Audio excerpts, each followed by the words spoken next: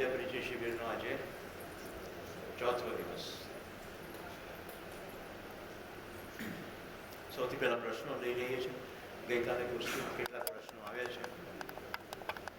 જ્યારે પણ હું પ્રશ્નોનો જવાબ આપું ત્યારે જવાબ દરમિયાન પણ પોતાનામાં જોવાનું ચાલુ રાખવાનું છે. કારણ કે આખો શિબિર મારો અને તમારો છે, થર્ડ પાર્ટીનું શિબિર નથી.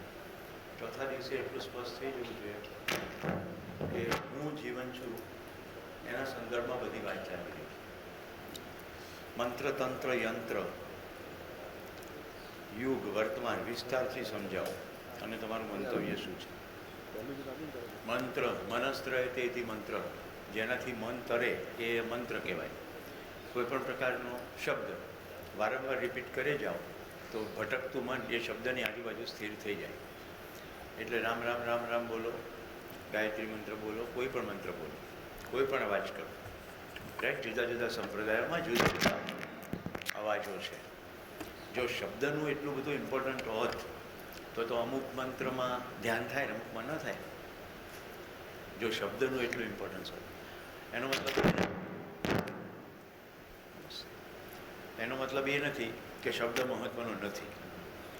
કારણ કે શબ્દનું પણ એક આખું વિજ્ઞાન છે જેને સાયન્સ ઓફ ફોનેટિક્સ કહે. રાઈટ? જેમ કે ઓમકાર કરીએ તો હમિંગ સાઉન્ડ છે. રાઈટ? તો હમિંગ સાઉન્ડ થાય, તાળવામાં જીભ અડે, પોતાના માથાના ભાગમાં વાઇબ્રેશન્સ આવે, ક્યાંય પણ વાઇબ્રેશન્સ હોય તો બ્લડ સપ્લાય વધે. આ સિમ્પલ છે.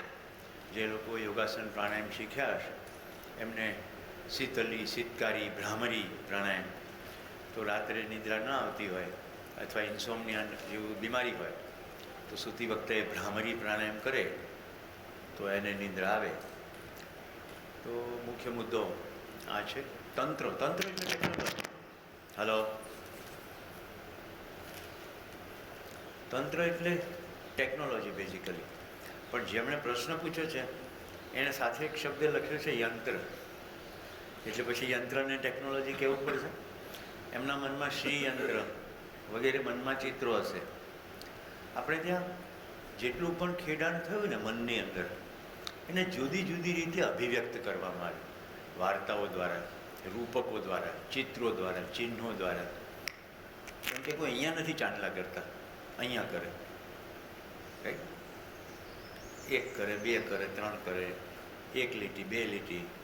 હું મજાકમાં ઘણી વાર કહું મીટર ગેજ, બ્રોડ ગેજ. આમ કરીને પછી આમાં તો કેમ અહીંયા કરે છે? પ્રજ્ઞાનમ બ્રહ્મ, પ્રજ્ઞા એ જ બ્રહ્મ છે, જ્ઞાન એ જ બ્રહ્મ છે. સત્યમ અનંતમ જ્ઞાનમ બ્રહ્મ. તો ભગવાનની વાત કરી તો જ્ઞાનની જ વાત કરી, અને જ્ઞાનનો કાર્યક્રમ અહીંયા થાય છે એટલે અહીંયા. સમજાય છે? હવે આપણે શું પકડી લીધું? ચાંદલો. એટલે ડાયા માણસો તો એમ કે ભાઈ અહીંયા ધ્યાન રાખ. નિશાળમાં ટીચર કે કંઈ જાય છે કે નહીં.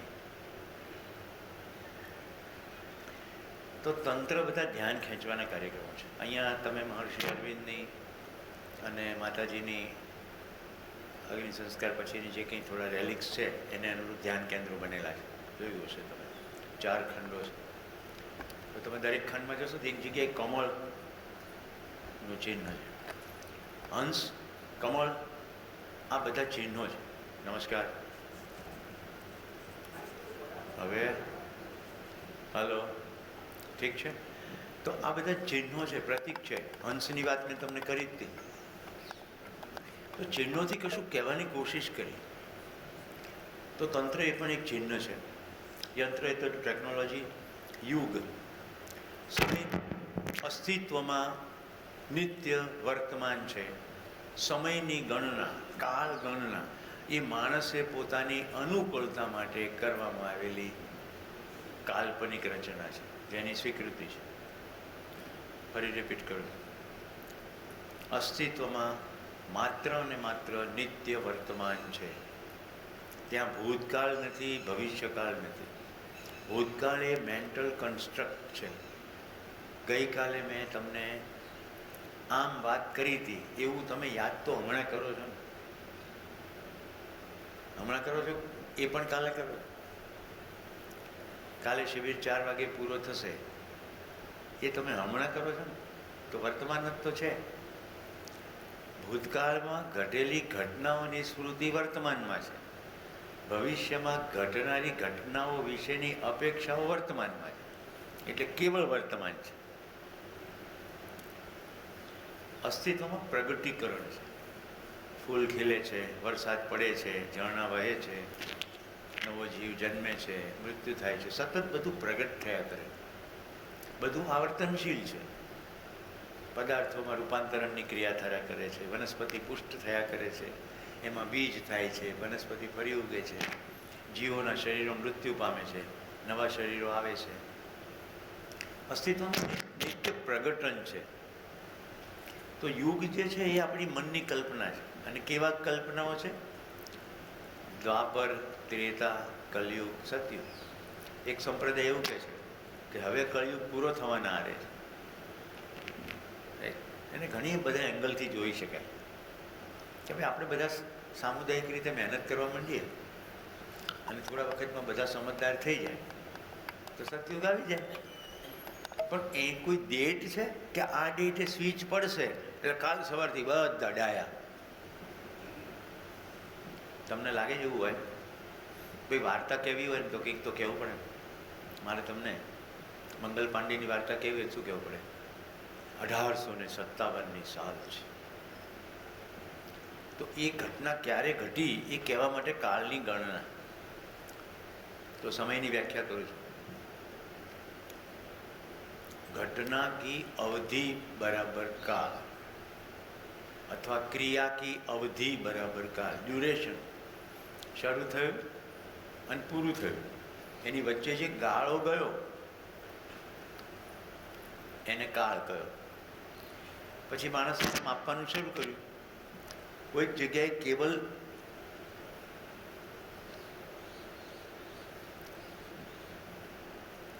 આપણે આપણાથી જ શરૂ કરીએ.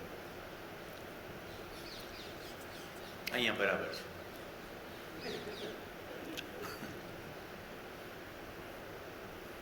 ઘટનાની અવધિ, અવધિ એટલે duration. Duration of N event is considered. કોઈ છે ત્યાં? ના, તો ના જશો, જે તમારો વિષય નથી. ના, અહીંયા બરોબર છે, અહીંયા ચેક થઈ ગયું. વધુમાં અહીંયા ચેક કરી શકીએ. કોઈક જગ્યાએ કેવલ ઢીલો છે, જ્યારે એનું કેન્દ્ર બિંદુ છે. આખી જીવન વિદ્યાની પરિચય કે આખું જીવન વિદ્યાનું જ્ઞાન જેની આજુબાજુ રિવોલ્વ થાય છે જીવન ક્રિયા જેવું લેવાનું છે. અને આજે તમારા તમામ સવાલોનું નિરસન થઈ જશે. સાંજ સુધીમાં તમને સ્પષ્ટ થઈ જવું જોઈએ. કેટલો સમય જીવન ક્રિયા ચાલશે એ તમે નક્કી કરશો. આગળ બેસો ને, કોઈના માટે જગ્યા થોડી રિઝર્વ છે. શું કામ પાછળ બેસો? અને મેં તમને ટાંટિયા લાંબા કરવાની છૂટ આપી છે. તમારે જેમ બેસવું એમ બેસો, કેમ કોઈ પ્રોબ્લેમ છે?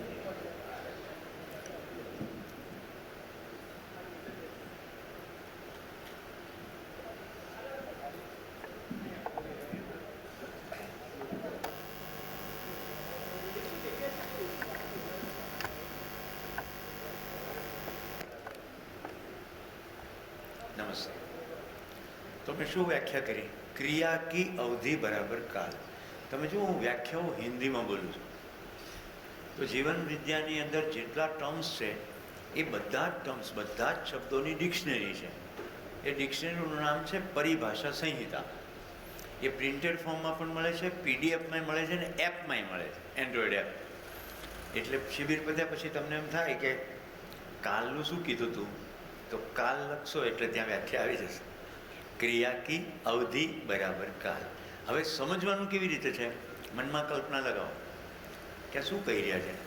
કોઈ ક્રિયા શરૂ થઈ અને કોઈ ક્રિયા પૂરી થઈ, એની વચ્ચે જે ગાળો ગયો એને માપવા માટે આપણે આ સિસ્ટમ બનાવી. તો પહેલાં રેત ઘડી હતી, રેતીનું આમથી આમ કરે. આપણે ત્યાં કેટલી બધી ગણના છે.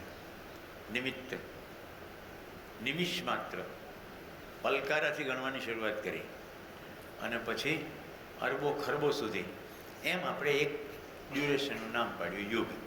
પછી વાર્તાઓ કેવી હોય તો એ ક્યારે ઘટના ઘટી એને પછી યુગ સાથે આપણે જોડી દીધી.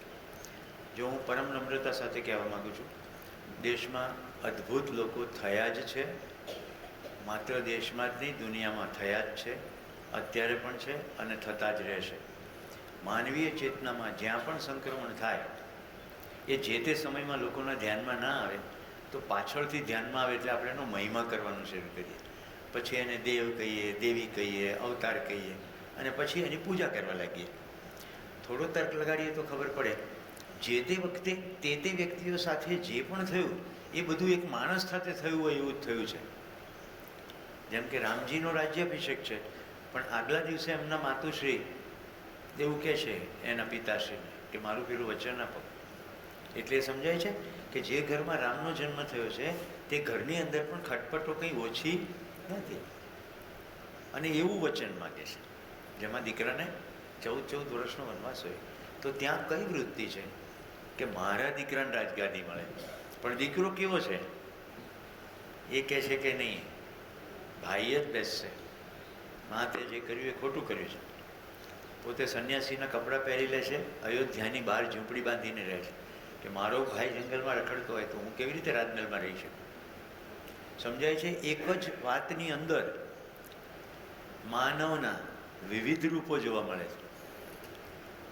રામજી જતી વખતે પણ અને પાછા આવે ને કઈને પહેલા પગે લાગે છે કે જો તે મને વનવાસ ના આપ્યો તો આ 14 વર્ષ મને શીખવા જ ના મળ્યું હોત. તારી મારી ઉપર અપાર કરુણા. તો તમે જોઈ શકો છો રામજીનું વર્તન કઈ નક્કી નથી કરતા, રામજીનું વર્તન દશરથ નક્કી નથી કરતા, રામજીનું વર્તન પેલો કેવટ નક્કી નથી કરતો, શબરી નક્કી નથી કરતો. રામજીનું વર્તન રામજી જ નક્કી કરે. પણ આપણે વાર્તાને આવી રીતે ક્યાં જોઈએ છે? આપણે તો મંજીરા લઈને મંડી પડીએ છીએ, પછી પ્રસાદ ખાઈને ઘરે જઈએ છીએ, ફરી પાછું આહાર. એટલે જેમણે પ્રશ્ન પૂછ્યો છે યુગ, તો વાર્તા કહેવા માટે કોઈક સમય મૂકવો પડે એટલે યુગ હશે એવું હું માનું છું. આપણા દેશમાં આવા અદ્ભુત લોકો થયા જ હશે, પાછળથી આપણે આવું બધું કરીએ.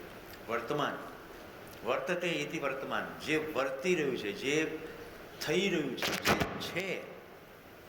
ઓડિયોવાળા ભાઈ આવ્યા? અચ્છા, આપણે થોડી ક્ષણો માટે પંખા બંધ કરીને કબૂતરને ઉડાડી દઈએ. પેલા ભાઈનું એવું કહેવું છે કબૂતરથી થાય.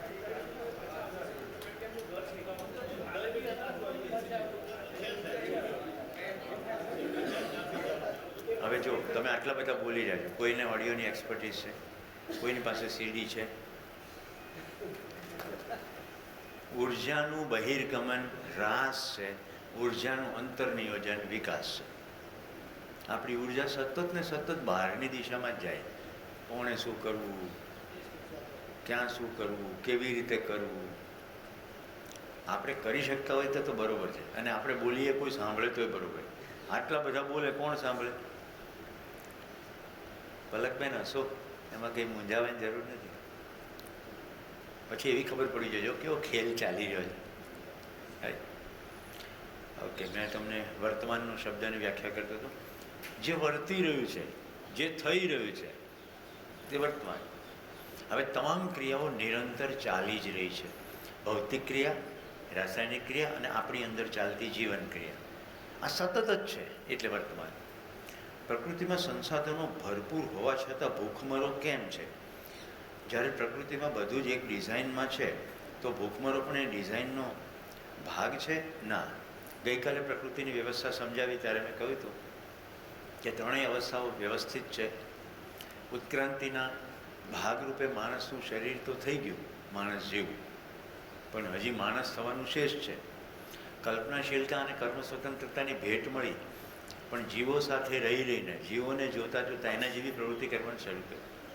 પણ આખો પાટલો જોઈએ ઉત્ક્રાંતિનો તો એક સમય ગુફામાં રહેતા હતા, રાઈટ?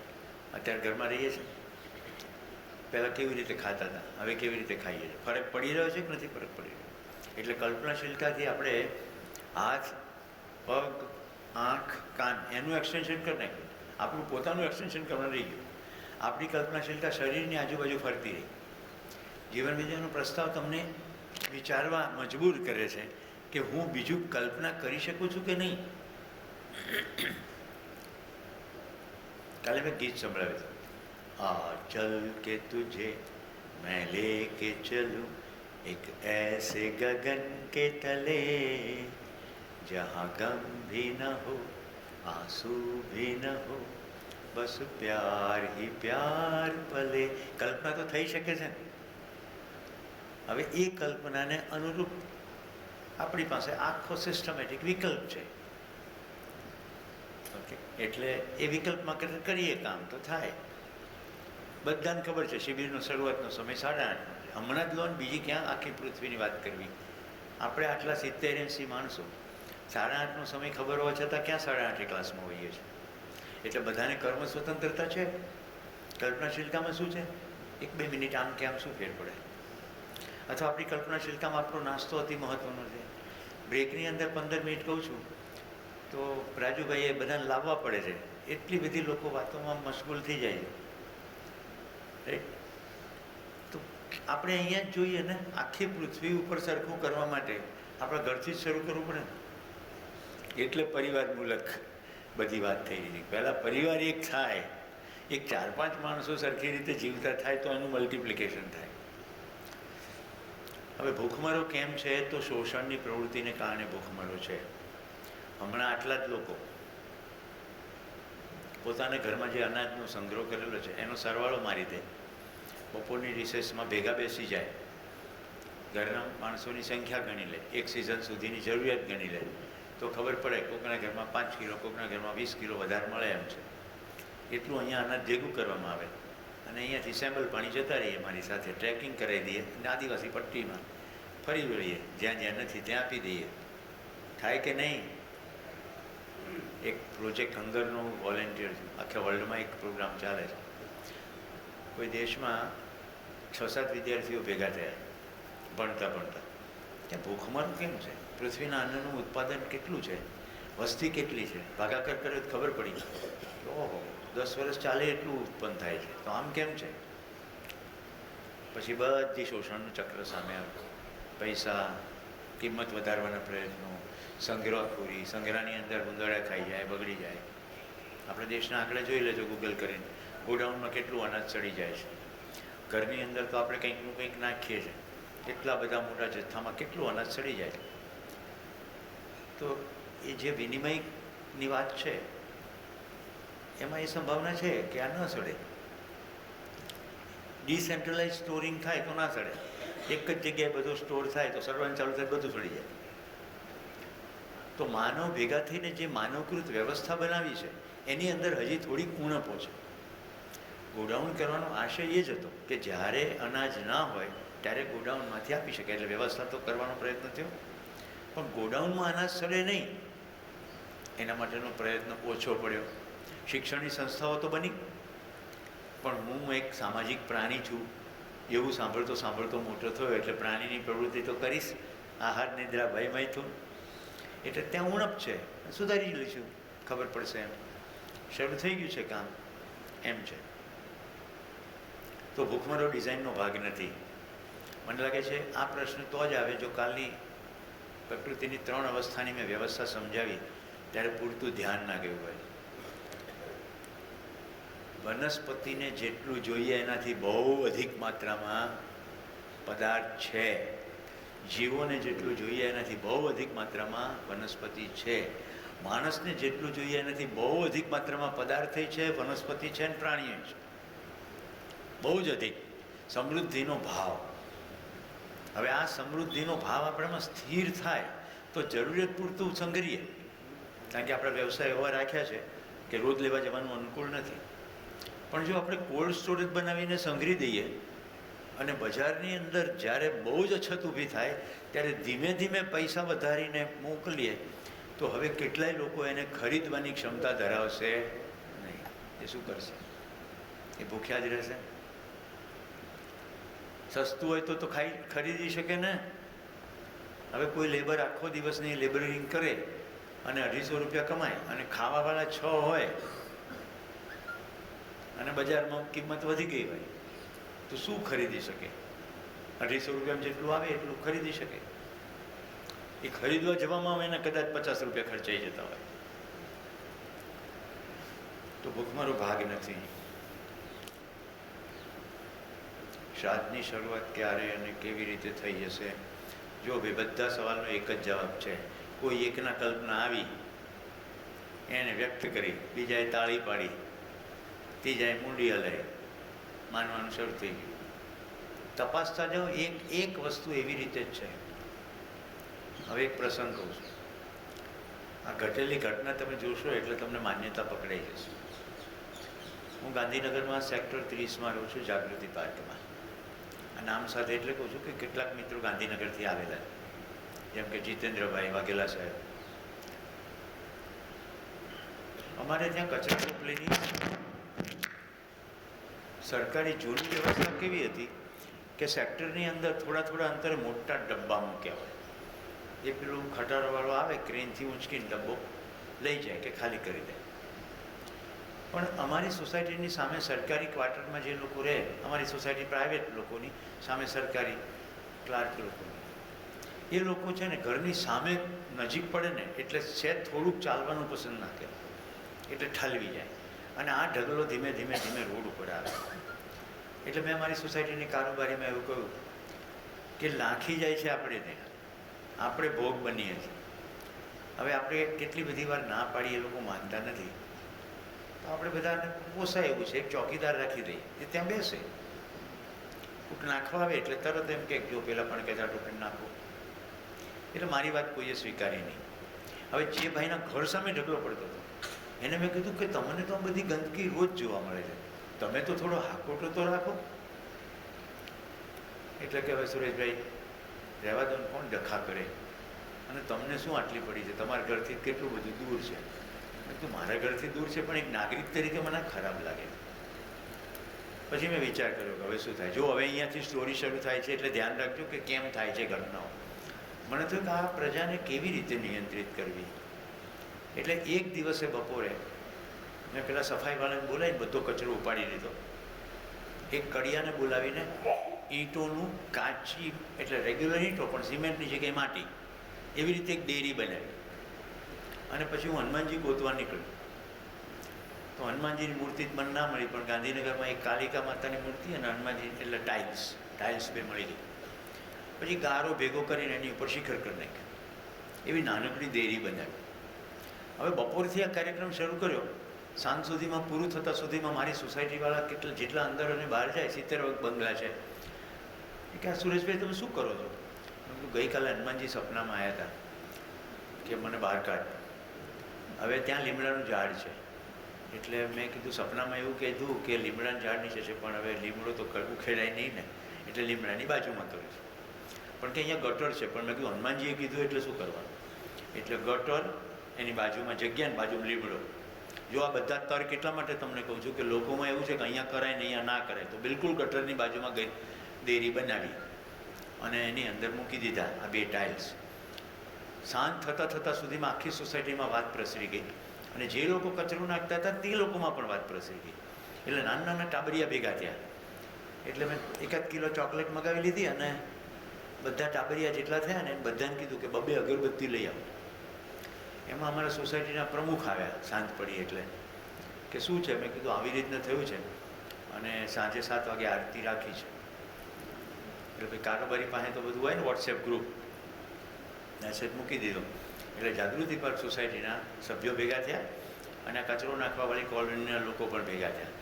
હવે મને છે ને શ્રી ગુરુ ચરણ સરોજ એટલું જ આવડે, આખું હનુમાન ચાલીસા આવડતા નથી. એટલે મેં કીધું હવે હનુમાનજી પધરાયા છે એટલે આપણે હનુમાન ચાલીસા ગાઈએ. એટલે મેં એક લીટી શરૂ કરી, ત્યાં રાવણું બધું મંડી પડ્યું. રાવણું એટલે ટોળ. આખા હનુમાન ચાલીસા પતી ગયા. પ્રસાદમાં હું ચોકલેટ લાવ્યો હતો, તો બધાને ચોકલેટ આપી. પણ અમારા એ જેને ઘરની સામે થાય ને બાજુના ઘરવાળા બેનની અંદર એકદમ ભાવના ઉભરી ગઈ. એટલે મેં જ્યારે સભાને એવું સંબોધિત કરી કે અહીંયા આ ઘીનો ડબ્બો, વાટનો ડબ્બો, દીવો, આ બધું અહીંયા સેટિંગ છે અને હું અહીંયા રોજ સાંજે દીવાબત્તી કરવા આવીશ, પણ મારો વ્યવસાય એવો છે કે પ્રવાસ બહુ હોય, તો મારી વિનંતી છે કોઈ કંઈક આ સંભાળી લે.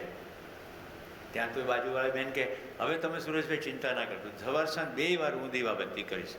અને પ્રસાદ આવો ના હોય, આપણે કંઈ ઉતાવળ નથી, આપણે તો અહીંયા જ રહીએ છીએ ને, જાલે આ લઈ આવી. એટલે સ્કૂટર ઉપર નાળિયેર અને સાકરિયા આવી ગયા. એટલે ભલે સેકન્ડ પ્રસાદ સાકરિયાનું કર્યું. હવે સોસાયટીના બધા લોકો ભેગા થયા હતા એટલે જાત વાત ચાલે. એટલે પછી સભાને મેં કોમન વાત કરી કે ગઈ રાત્રે હનુમાનજી સપનામાં આવ્યા અને મને કીધું બહાર કાઢ વગેરે.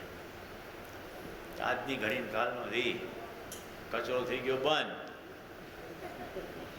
કોની હિંમત ચાલે કે ત્યાં આગળ કચરો નાખે? હનુમાનજી પૂછે ને, ગદા મારે તો કેડ ભાંગી નાખે. અને કાલિકાની પણ હતી ટાઇલ્સ, જીભડી બહાર કાઢેલી. ઋતુ ચાલ્યું તે એટલું ચાલ્યું કે પછી નાળિયેર વધેરવા માંડ્યા ત્યાં. મેં કીધું લે આ તો ઉલમાંથી પડે ચૂલમાં. અને હદ તો ત્યારે થઈ. એકવાર હું પ્રવાસીથી પાછો આવતો હતો તો આ બાજુ મહારાજ બેઠેલા સુંદરકાંડના પાઠ કરે. મેં કીધું રોડ છે વચ્ચે અને રોડની આ બાજુ સભા બેઠી હતી અને વચ્ચેથી વાહનો પસાર થાય. આ તો હદ થઈ ગઈ ને. મેં કીધું હવે પતી ગયું. એટલે પછી કારોબારીની સભામાં મેં કીધું કે હું આ મંદિર તોડી નાખી માંગુ છું. આવું કંઈ હતું નહીં. આ તો કચરો બંધ કરવા માટે તમે કારોબારીવાળા મારી વાત માન્યા નહીં એટલે મેં આ કર્યું. એટલે કે તમે તો લોકોની શ્રદ્ધા સાથે રમત કરો છો. હવે મંદિર તૂટશે નહીં. અને જે ભાઈના ઘર સામે હતું ને એણે તો વીજળીની લાઈન નાખીને અંદર ગોળો ફિટ કરી દીધો હતો. અને અમે એનું નામ પાડી દીધું હતું રોકડિયા હનુમાન, કે રોકડમાં રિઝલ્ટ આપે. કારણ કે કેટલાકે માનતા કરી, એની માનતા ફળી ગઈ. ભાઈ કોકના લગ્ન થાય 2-3 વર્ષ થાય ને બાળક ના થાય તો પહેલી માનતા શું થાય? હવે પ્રકૃતિનો નિયમ છે એ પ્રમાણે બાળક થઈ જાય એટલે માનતા માને. એક માનતા માને પછી 10 જણાને કહે. ખેડા જિલ્લામાં એક વિઝા હનુમાન છે. જે લોકોને અમેરિકા જવાનું હોય એ પાસપોર્ટ ત્યાં મૂકી આવે 24 કલાક પછી વિઝા જાય લેવા. તમને લાગે છે મળે વિઝા એવી રીતે? હનુમાનજીને અમેરિકાના જો બાઇડેન સાથે કોઈ કનેક્શન? કે પાસપોર્ટ વાંચીને કહી દે મિસ્ટર બાઇડેન કોન્સ્યુલેટમાં કહી દે અને વિઝા આપી દે. પણ તર્ક ક્યાં લડાવવાનો? મિત્રો હું એ મંદિર તોડી શક્યો નહીં. કારણ કે મને જો તોડ્યું તો આ લોકો તો મને નાતબાર જ મૂકશે. નાતબાર એટલે હું કારણ વગર તિરસ્કારનો ભોગ બનીશ. પણ મેં ગાંઠ વાળી દીધી. એટલે મેં ગાંધીનગરમાં જે ઓથોરિટી છે અર્બન ડેવલપમેન્ટ ગુડા, એને અરજી કરી કે આ મંદિર મેં બનાવ્યું હતું, આવી રીતે કચરો પડતો તો એ અટકાવવા માટે આ મંદિર રાખવાની આવશ્યકતા નથી. ગાંધીનગરમાં બધે તોડફોડ મંદિરોની ચાલી જ રહી છે તો ભેગા સપાટો બોલાવી દેજો. એટલે અઠવાડિયે 10 દિવસમાં એકવાર જેસીબી આવ્યું, બધું જતું એટલે વાર્તા થઈ ગઈ પૂરી. ખબર પડી ગઈ. મારા ઘરે મેં બગીચો કર્યો ને એટલે બીલીપત્રનું ઝાડ વાવ્યું. લોકો બીલીપત્ર તોડી જાય એ વાત મેં કરી હતી પહેલા દિવસે. પછી ત્યાં બહાર મેં ટાઇલ્સ મૂકી 2. કારણ કે પછી ત્યાં લોકો બેસીને સિગરેટ પણ પીવા લાગ્યા. કારણ કે બધાને હનુમાનજી ઉપર એક સરખી શ્રદ્ધા જ ના હોય. એટલે ત્યાંય 2 ટાઇલ્સ મૂકી દીધી એટલે બેસે નહીં. હવે આમાંની કંઈ નવી વાત નથી. જે લોકોને મલ્ટી સ્ટોરી બિલ્ડિંગમાં ઓફિસો છે એને ખબર છે કે ખૂણામાં બધા થૂકે નહીં એટલે ત્યાં બધા દેવી દેવતાઓ મૂકે છે. એટલે આપણે ત્યાં માસ સ્કેલ ઉપર ભયપૂર્વક માનવાનો કાર્યક્રમ ચાલી.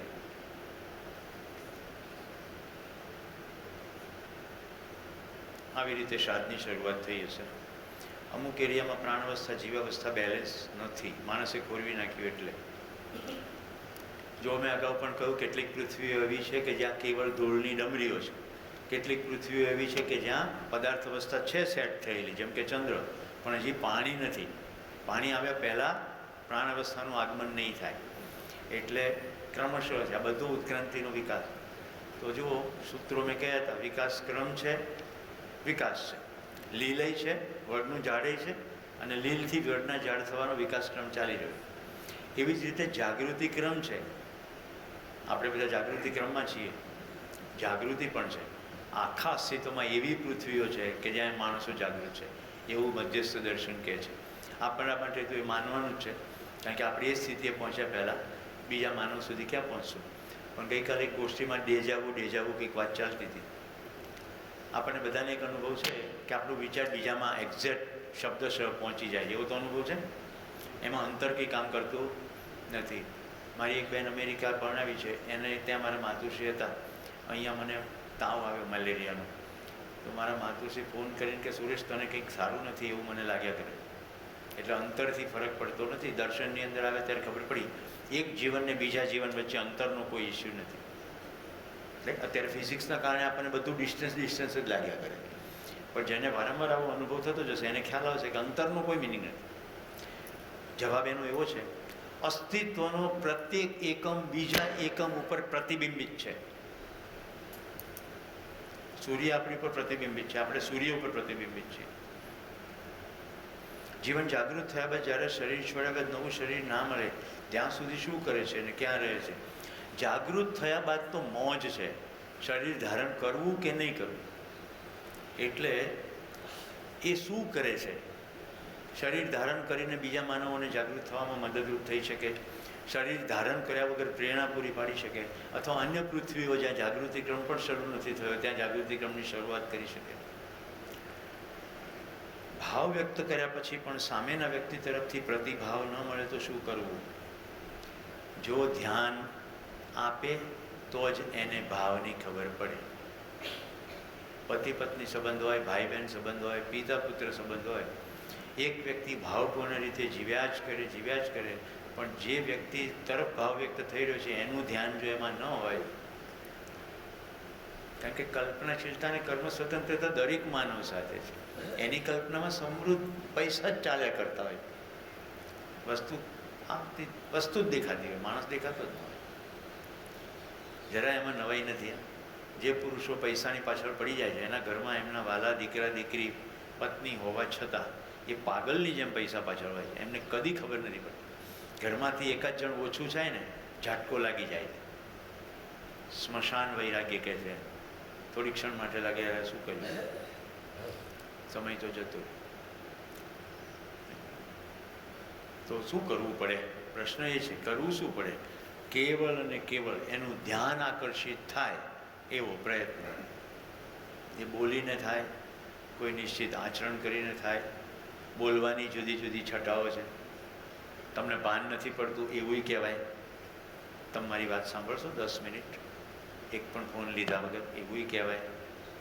અથવા ચલો બહાર જઈએ, મોબાઈલ સંતાડી દેવાય, કેટલું બધું કરી શકાય. તમને જેના કન્સિક્વન્સીસ ખબર હોય એવું બધું કરાય. પણ ધ્યાન આકર્ષણ કરવું પડે. જો એકવાર ધ્યાન ખેંચાઈ જાય બરાબર તો પછી ધ્યાન બનેલું જ રહે. માણસની એ ખૂબી છે, ध्यान करना नहीं, ध्यान देना है. एक बार सटीक ध्यान चला गया तो फिर ध्यान बना ही रहता है. આગનો પ્રસંગ યાદ કરી લો. એક વાર ધ્યાન થઈ ગયું દજાય પછી આખી જિંદગી ધ્યાન બનેલું જ રહે.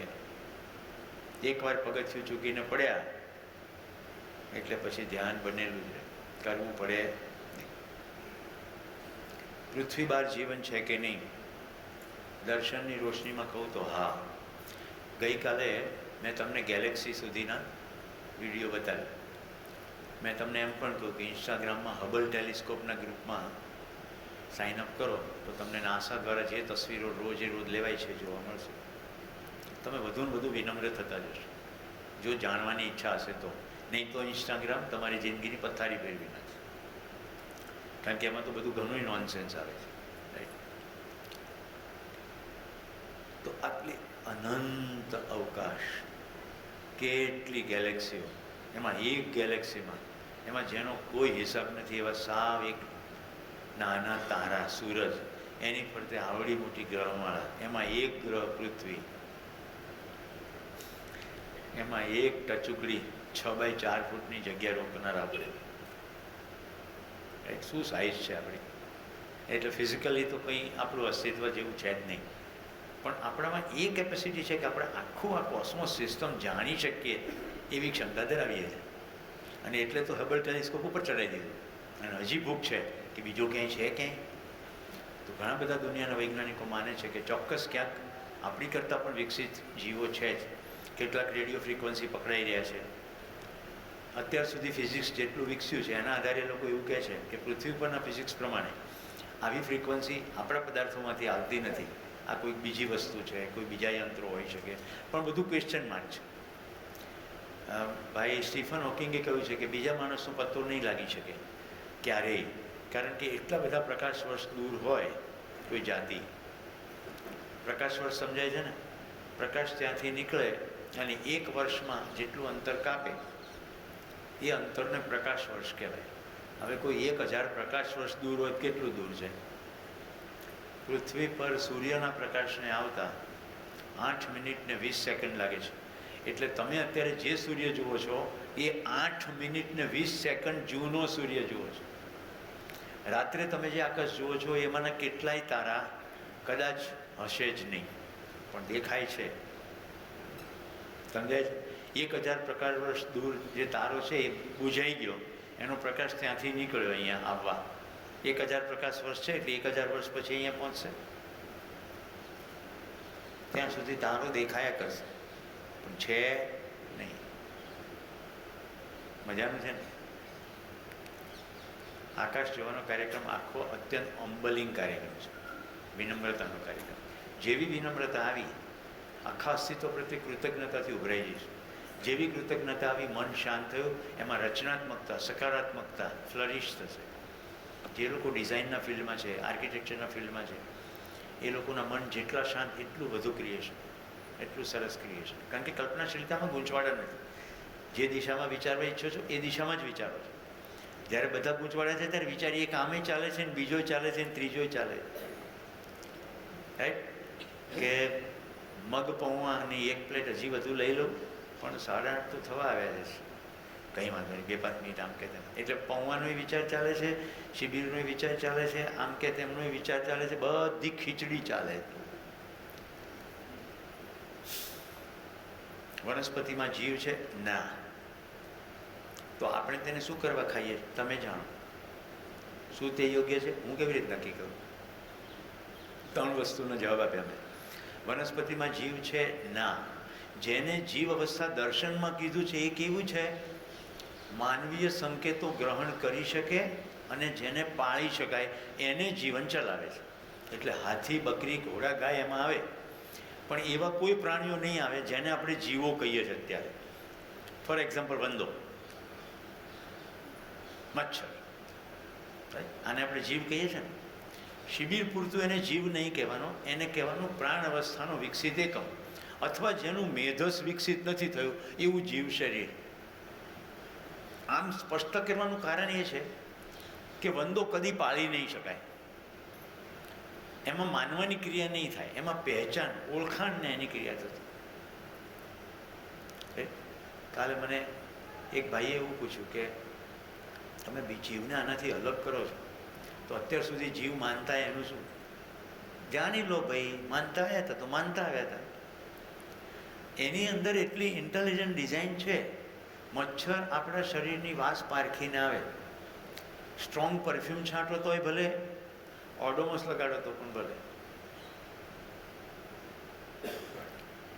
પહેચાન. હવે એક મેગ્નેટ બીજા મેગ્નેટને હળી કાઢીને ચોંટી જાય છે તો જીવ કહીએ છીએ. આપણા મનમાં માન્યતા શું બેઠી છે? જે ઉડે, જે ચાલે એ બધા જીવ. તો વનસ્પતિમાં લજામણીમાં જીવ ગણવો જોઈએ. એ આમ બીડાઈ જાય છે. કળશપર્ણ નામની વનસ્પતિ છે, જીવડું બેસે આમ બંધ થઈ જાય, મુવમેન્ટ તો ત્યાંય છે. આંકડા જેવી વનસ્પતિના બિયાને પાંખો છે, પવનની સાથે ઉડે છે. જેટલી વસ્તુ મૂવ કરે છે એ જીવ છે એવું આપણા મનમાં માન્યતા બેસી ગઈ. પછી લોહી નીકળે એટલે આપણા મનમાં બીજી માન્યતા બેસી ગઈ છે કે પીળા પણ છે. અને લોહી લાલ જ નથી હોતું, બ્લુ પણ હોય છે. એટલે એવા આપણા મનમાં આપણા શરીરને અને આપણા સંદર્ભમાં બધા જીવોને જોવાની દ્રષ્ટિ છે. મેં એવું નથી કીધું કે કોઈ જીવને મારી નાખો, એવું મેં કીધું નથી. એટલે મહેરબાની કરીને હું જે બોલતો નથી એ તમે સાંભળી ના લેશો. આખી પ્રકૃતિની અવસ્થામાં આવા જીવ શરીરોની ઉપયોગિતા છે, પૂરકતા છે, બધું પરસ્પર જે સજાવટ છે. તમે અમારે ઘરે આવો ને તો ઘણી બધી ગરોળી જોવા મળે. અમારે મહેમાન ઘણા ભડકે ને એમને કહું અમે તો ગરોળી પાળી છે. એકચ્યુઅલી ગરોળી પાળી શકાય નહીં. ઘરની આજુબાજુ જંગલ ઊભું કર્યું છે તો જીવડા આવે ઘરમાં, ઘરમાં જીવડા આવે એટલે ગરોળી આવી જાય. અમે કંઈ ગરોળીની ઇન્વિટેશન આપવા ગયા નથી. હવે જો અમારે જંગલ અકબંધ રાખવું હોય તો અમારે ગરોળીને કઢાશે નહીં. જો ગરોળી કાઢી તો જીવડા અમારું જીવવું હરામ કરી દેશે. અમારા ઘરમાં ઉંદર આવી જાય, છછુંદર આવી જાય, ચામાચીડિયું આવી જાય, સાપ આવી જાય, બધું આવી શકે. ગાંધીનગરમાં તો આમે સાપ ઘણા નીકળે છે. તો તો મારું કહેવાનું તાત્પર્ય છે કે બેલેન્સ છે, એટલે કોઈ જીવ નકામો નથી, એટલે જીવ શરીર. પણ આપણે જીવાવસ્થા કોને કહીએ છીએ? જેમાં માનવાની ક્રિયા થાય છે. આમાં કોઈને કંઈ ગૂંચવાડો છે? હાથી, ઘોડા, ગાય, બકરી, ભેંસ, ઊંટ, આ બધા જે પ્રાણીઓને આપણે પાળીએ છીએ એને જીવન ચલાવે છે, અને એટલે એને પાળી શકાય છે, એની પાસે ધાર્યા કામો કરાવી શકાય છે. આ સ્પષ્ટતા શું કામ કરીએ છીએ? આપણે પણ એમ જ કરીએ છીએ માનવાનો કાર્યક્રમ, પણ આપણામાં જાણવાની સંભાવના છે. જો આ પકડાઈ જાય તો પશુ ચેતનામાંથી માનવ ચેતનામાં જવાની પ્રક્રિયા શરૂ થાય, નહીં તો 4 વિષયમાં જિંદગી પૂરી થઈ જશે. અને જો તમને 4 વિષય પૂરતા લાગતા હોય તો આ શિબિર તમારા માટે કામ. પણ જો તમે જાગી ગયા, યાર જિંદગીનો હેતુ આ તો ના હોય, ખાવું પીવું, બચ્ચા પેદા કરવાનું, મરી જવું, એવું મને લાગતું નથી, તો પછી જાણવાની ક્રિયા આગળ ચાલશે. ભાઈ તો આપણે એને શું કરવા ખાઈએ છીએ? મેં કહ્યું તેમ ગરોળી વંદાને ખાય. આપણે શરીરની ડિઝાઇન શાકાહારી છે, જેમ ગાય ઘાસ ખાય તેમ આપણે પણ વનસ્પતિઓ ખાઈએ. જીવ નથી, પણ પ્રાણ કોશિકાઓ છે. પ્રાણ કોશિકા સમજાય છે ને? મગનો દાણો નાખશો, પાણીમાં પલાળશો અને પછી ભીના કપડામાં બાંધશો એટલે અંકુરણ થશે. પુષ્ટિ એનો ધર્મ છે. સદગુરુ કહે છે કે મેં શરીર નહીં હું और मैं मन नहीं हूँ. તો સાચું શું? પ્લીઝ આસ્ક સદગુરુ. જેણે કહ્યું છે કયા સંદર્ભથી કહ્યું છે મને ખબર નથી, રાઈટ? હું સદગુરુને મળ્યો નથી, મને સદગુરુ શું કામ કહે છે ખબર નથી. એના સવાલનો જવાબ હું સદગુરુ જ આપી શકે. અહીંયા તો હું ખાલી એટલું જ કહીશ, જીવન ક્રિયા 10 છે. એમાં મન એક ક્રિયા છે, વૃત્તિ એક ક્રિયા છે, ચિત્ત એક ક્રિયા છે, બુદ્ધિ એક ક્રિયા છે, અને આત્મા પણ એક ક્રિયા છે. ઓકે, 10 પૈકીની 5 હું બોલું તો 10 ક્રિયાઓનો અવિભાજ્ય વર્તમાન છે. આ ક્રિયા સતત ચાલી રહી છે. હમણાં આપણે જોઈએ, હમણાં હું તમને મન ક્રિયા બતાવી દઈશ, તમે જોઈ જ શકશો આંગળી મૂકીને, હા મન છે, અને હું મનને જોઈ બી શકું છું, એટલે હું મન નથી. ઉદાહરણ સાથે સમજાવીશું. વિનંતીનો જવાબ, સરળ ભાષાનો પ્રયોગ કરવા વિનંતી.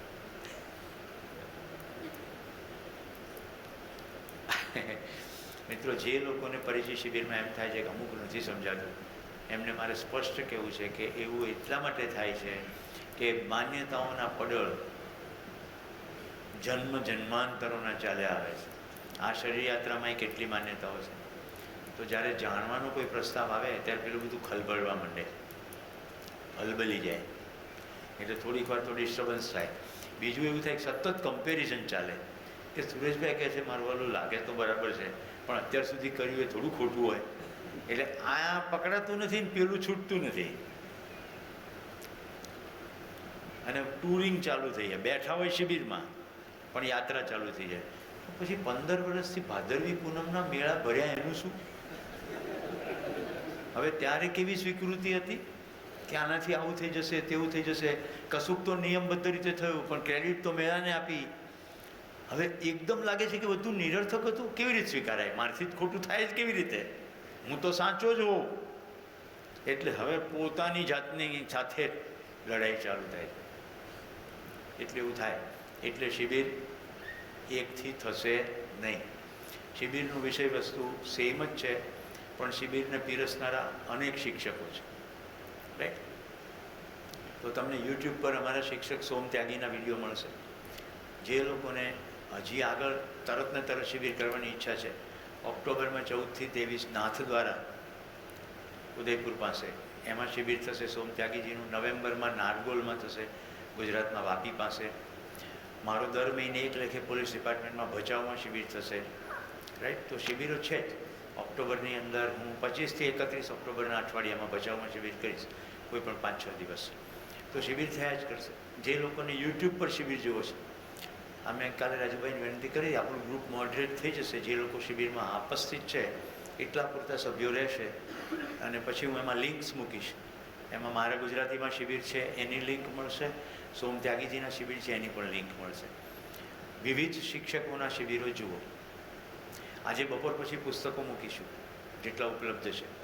એમાં જેમણે સંશોધન કર્યું એમનું જીવન ચરિત્ર છે, જીવની, અને જીવન વિદ્યા એક પરિચય નામનું પુસ્તક છે. પુસ્તક વાંચજો. નેટ ઉપર PDF ફોર્મેટમાં પણ ડાઉનલોડ છે, વાંચજો. પુસ્તક વાંચશો, એકથી વધુ શિબિર કરશો, જેવી તમારી સ્થિતિ એવી સમજણ પડશે. હું ખાલી મારી વાત કરી દઉં તો મેં જીવન વિદ્યાનો શિબિર આયોજિત કર્યો, લોકોના જૂતાઈ ગોઠવતો હતો હું, બધું જમવાનું ગોઠવતો, પછી બધાનું રહેવાની ખટપટ બી સરખી કરતો, અને વચ્ચે વચ્ચે સેશનમાંથી ઊભો થતો આવું બધું કરવા.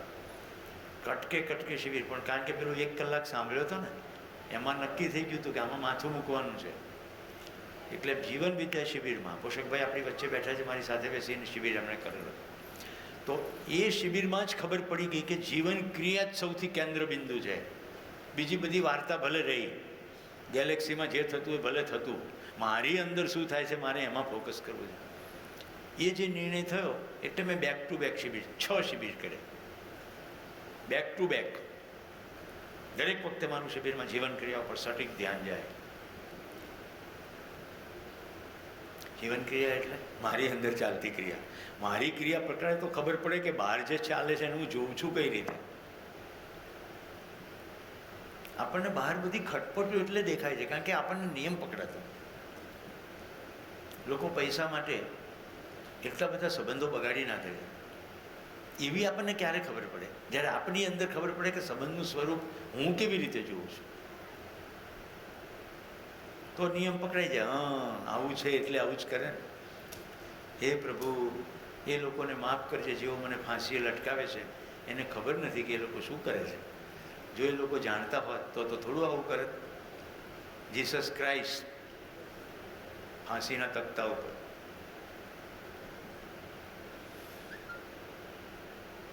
તો મિત્રો, સરળ ભાષાનો ગમે એટલો પ્રયોગ કરીશ. હું લગભગ ગુજરાતી ભાષામાં બોલું છું, વચ્ચે વચ્ચે હિન્દી એટલે બોલું છું કે તમે પુસ્તક હાથમાં આવે ત્યારે ડઘાઈ ના જાઓ. પણ ભૂખ હોય તો શું થાય? સંદીપ ભૈયા જરા આપની જગા પે ખડે હો. એક હિન્દી ભાષી વ્યક્તિ લગાતાર શિબિરમાં છે તમારી વચ્ચે. મેં કાલે એને પૂછ્યું તો કે કુછ સમજ મેં નહીં આતા હૈ. છે ને ભૂખ દેખાય છે, लगातार जिज्ञासा है कि जितना समझ में आए समझ लेंगे. प्रणाम भैया. आप जैसे एक व्यक्ति के भी शिविर में आने से हमारे उत्साह गुजराती में 4 चाशनी, क्योंकि हम नंबरों को गिनते आए अभी तक. सभा કેટલી છે? મને ઘણા પૂછે શિબિરમાં કેટલા હોવા જોઈએ. હું એમ કહું કે સામાન્ય રીતે 100 હોય તો મારી ઉર્જા, કારણ કે ગુજરાતીમાં શિબિર ચલાવનાર અમે 1-2 જણા છીએ. એમાં બીજા ભાઈના પિતાજીની તબિયત સારી નથી રહેતી એટલે એ બહુ નથી નીકળી શકતા. હું આખા ગુજરાતમાં ગમે ત્યાં જઈ શકું. હું ગુજરાતી, હિન્દી, ઇંગ્લિશ ત્રણેયમાં ચલાવી શકું, પણ અત્યારે ગુજરાતી અને હિન્દી 2 ભાષામાં ચલાવું છું. તો શિબિરની અંદર સંખ્યા એટલા માટે કે ભાઈ 100 જણા હોય, સંવાદ થાય, ગોષ્ઠી સરખી થાય, કોઈકનું ધ્યાન ખેંચાયું ના હોય તો બીજો ખેંચી આપે. બાકી શિબિર તો જિજ્ઞાસુઓ માટે જ ચાલે. કાલે મેં કહ્યું તો ખબર છે ને, 1 જણ પણ હશે તો શિબિર ચાલશે. કારણ કે એક નાગરાજજીને સમજણ પડી ગઈ તો આપણે સુધી આવી ગયો. એક કમલ મંગલજીને ખબર પડી તો આખી આનંદ નિકેતન ગ્રુપ ઓફ સ્કૂલમાં ફરક પડશે. એક સમર ડાયમંડના દશરથભાઈને ખબર પડી ગઈ તો તાલેગઢની સ્કૂલની અંદર શરૂ થયું છે કામ. એક મનીષ સિસોદિયાને ખબર પડી ગઈ તો આખી દિલ્હીની એજ્યુકેશન સિસ્ટમ બદલાઈ ગઈ. એક કોણ છે, એની સ્થિતિ શું છે, આપણને ખબર નથી. તો 1થી વધુ શિબિર કરજો. 2-3 વિકલ્પો મેં તમને કીધા. યુટ્યુબથી કરજો, શિબિરોમાં રૂબરૂ આવજો. આપણા પોતાના પ્રશ્નનો જવાબ આપણી પોતાની પાસે કેમ નથી મળતો, એ જ જવાબ બીજા પાસે કેમ મળી જાય છે? કારણ કે આપણા પ્રશ્નના જવાબમાં શોધવામાં એક તો આપણી નિષ્ઠા નથી, અથવા કેટલીક દ્રઢ માન્યતાઓ છે. બીજો જ્યારે જવાબ આપે છે ત્યારે આપણું ધ્યાન ખેંચાય છે. I think okay. આ સિવાય બીજા કોઈના પ્રશ્નો છે? કોઈ પ્રશ્નો નથી ને? આ નોટો જેની લઈ જાઓ. હવે આપણે જીવન ક્રિયામાં પ્રવેશ કરીએ છીએ. હવે આજ સુધી જે કંઈ થયું ડે 1થી અત્યાર સુધી એને એક સૂત્રમાં બાંધી દઉં છું. અસ્તિત્વ નિત્ય વર્તમાન છે, બધું પ્રગટ થઈ રહ્યું છે. આપણી સામે પ્રગટ થયેલી અવસ્થાઓ 4 છે: પદાર્થ અવસ્થા, પ્રાણ અવસ્થા, જીવ અવસ્થા અને માનવ એટલે કે જ્ઞાન અવસ્થા. મદનભાઈ સાવ દેશી ભાષામાં કહું, પથરા છે, પાણકા છે, પોણી છે, હવા છે, છોડવા છે, ઝાડવા છે, વેલા છે, ભીંડાનું ઝાડ છે અને વળી વડનું ઝાડ છે. અમે નિશાળમાં શિક્ષકોનો ઇન્ટરવ્યૂ લીધો મેં. હું SGVPમાં એક સમયમાં ડાયરેક્ટર હતો. એ 150 શિક્ષકોનો ઇન્ટરવ્યૂ લીધો, પછી માંડ એક જણને લઈ શક્યો. બે એટલે કે હવે લેવું જ પડશે, જગ્યા ભરવી જ પડે એવી. હું એક સામાન્ય પ્રશ્ન પૂછતો કે ભાઈ આ છારોડીમાં નિશાળ છે, અહીંયા શહેરના મેટ્રો અમદાવાદના છે, ન્યુયોર્કના છે અને ગામડાના વિદ્યાર્થીઓ છે, તો તમે મગફળીનું ઝાડ જોયું છે? એટલે કે હા, હવે ઝાડ પર ચડીને તોડીને ખાધી છે. ક્યાં ગયા કૃષ્ણાબેન સાબરકાંઠાના? હવે કેવી રીતે આને નોકરીએ રખાય? જે ઝાડ ઉપર ચડીને મગફળી તોડીને ખાય. આમાં ઘણા નવાઈ લાગશે, એમાં ના ખવાય ભાઈ. મગફળી જમીનની નીચે થાય, મગફળી ઝાડ ઉપર ના થાય. હવે આવું જીકમ જીક જે કરે, એક જ ગુણ પીસ, બાકીનું પાછું નાખી દો. એ વિદ્યાર્થીઓને શું ભણાવે? અસ્તિત્વમાં નિત્ય પ્રકટનશીલ 4 અવસ્થાઓ છે. પદાર્થ અવસ્થા, આ સદી ભાષામાં સમજાઈ ગયું. પ્રાણ અવસ્થા ખબર પડી ગઈ. જીવો છે બધા જાત જાતના, વંદો, માખી, મચ્છર જેવા જીવડા કહીએ, કારણ કે એમાં માનવાની ક્રિયા થાય ને. એ કંઈ આપણી વાત માને નહીં, એને પાળી ના શકાય. પણ થોડા હજી વિકાસ થયેલા શરીરો, જેનું મગજ થોડું વધારે વિકસી ગયું છે, એ આપણે ઈશારા સમજે, એને પાળી શકાય, એમાં માનવાનો કાર્યક્રમ ચાલે, તો એ જીવ અવસ્થા કીધી. અને માણસો જાણી શકે, એને બધું જાણવાનું મન હોય અને એને જાણવાની આવડત પણ હોય, ક્ષમતા પણ હોય, એને જ્ઞાન અવસ્થા કહેવાય. તો અસ્તિત્વમાં નિત્ય પ્રગટ થઈ રહ્યું છે. હવે મેં કહ્યું નિત્ય પ્રગટનશીલ છે, ઓકે. અને પાછું બધું આવર્તનશીલ પણ છે, બધું રિસાયકલ થાય છે. પદાર્થ અવસ્થામાંથી પ્રાણ અવસ્થા થાય છે, પ્રાણ અવસ્થામાંથી પાછી પદાર્થ અવસ્થા થાય છે. ક્લિયર? સૂકા ડાળા પાંદડા જતા રહે જમીનમાં, જમીન મજબૂત થઈ જાય, ફળદ્રુપ થઈ જાય. એવી જ રીતે પ્રાણ અવસ્થાના વિકસિત એકમો થતાં જીવ શરીરો અને મોટા જીવો, જેમાં મેધસ વિકસિત થઈ ગયું. મેધસ એટલે બ્રેઇન, મગજ.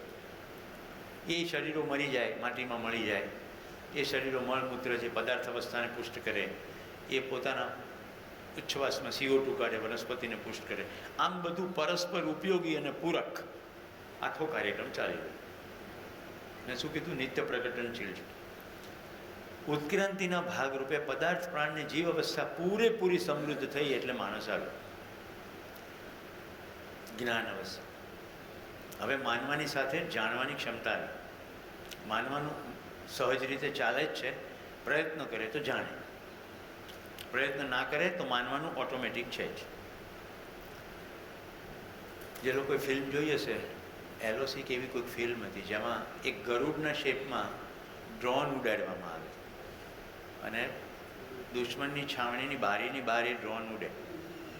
જેમ રાત્રે ટાયર પડ્યું હોય એને સાપ માની લઈએ, એમ આવી કોઈ વસ્તુને કોઈ પક્ષી માની લે. આમ માનવાનું બહુ બહોળા પાયે ચાલ્યા કરે.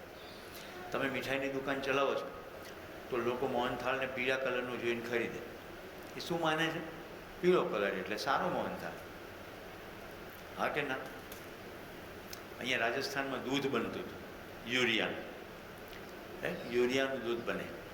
તમને નવાઈ લાગશે, પણ એ બહુ મોટા પાયે હજી પણ બની રહ્યું છે ક્યાંક ને ક્યાંક. ક્યાંક પેઇન્ટમાંથી દૂધ બનાવે છે. ધોળું એટલે દૂધ નહીં, પણ આપણે તો માની જ લઈએ ને દૂધ છે. તો જાણવાનો કાર્યક્રમ ચાલે. હવે નિત્ય પ્રગટનશીલ છે, નિત્ય વર્તમાન છે. જો બતાડું, હું આમ ચપટી વગાડું ને એટલે સમજવાનું કે માણસનો જન્મ થયો. ક્યાંક ને ક્યાંક બચ્ચાઓ જન્મી રહ્યા છે કે નહીં? કે આજે રજા છે? એક ચપટી વગાડું એટલે સમજવાનું કે એક બચ્ચું જન્મ્યું. આમ તો ઘણા બધા જન્મતા હશે. ગૂગલ કરીને જોઈ લેવાનું કે એક સેકન્ડમાં કેટલા જન્મે છે.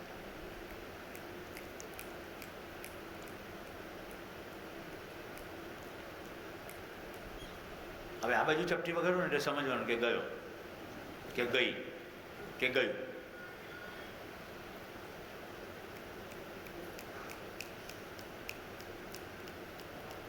નિત્ય પ્રગટનશીલ, ઓકે. અસ્તિત્વ નિત્ય વર્તમાન છે. નિત્ય બાલ્યાવસ્થા એટલે એક બાળક ગુજરી જાય એવું બને, પણ પૃથ્વી પરથી બાલ્યાવસ્થા બંધ થતી નથી. આ ચપટી અવસ્થા, નિત્ય યુવાવસ્થા, નિત્ય વૃદ્ધાવસ્થા. આ સમજાય છે? બાળક મરી જાય, યુવાન મરી જાય, વૃદ્ધ મરી જાય, પણ આ અવસ્થા બંધ થતી નથી. કોઈ વડનું ઝાડ પડી જાય પણ પ્રાણ અવસ્થા બંધ થતી નથી. અસ્તિત્વની ખૂબી એ જ છે કે જે છે એ છે, એ છે અને છે.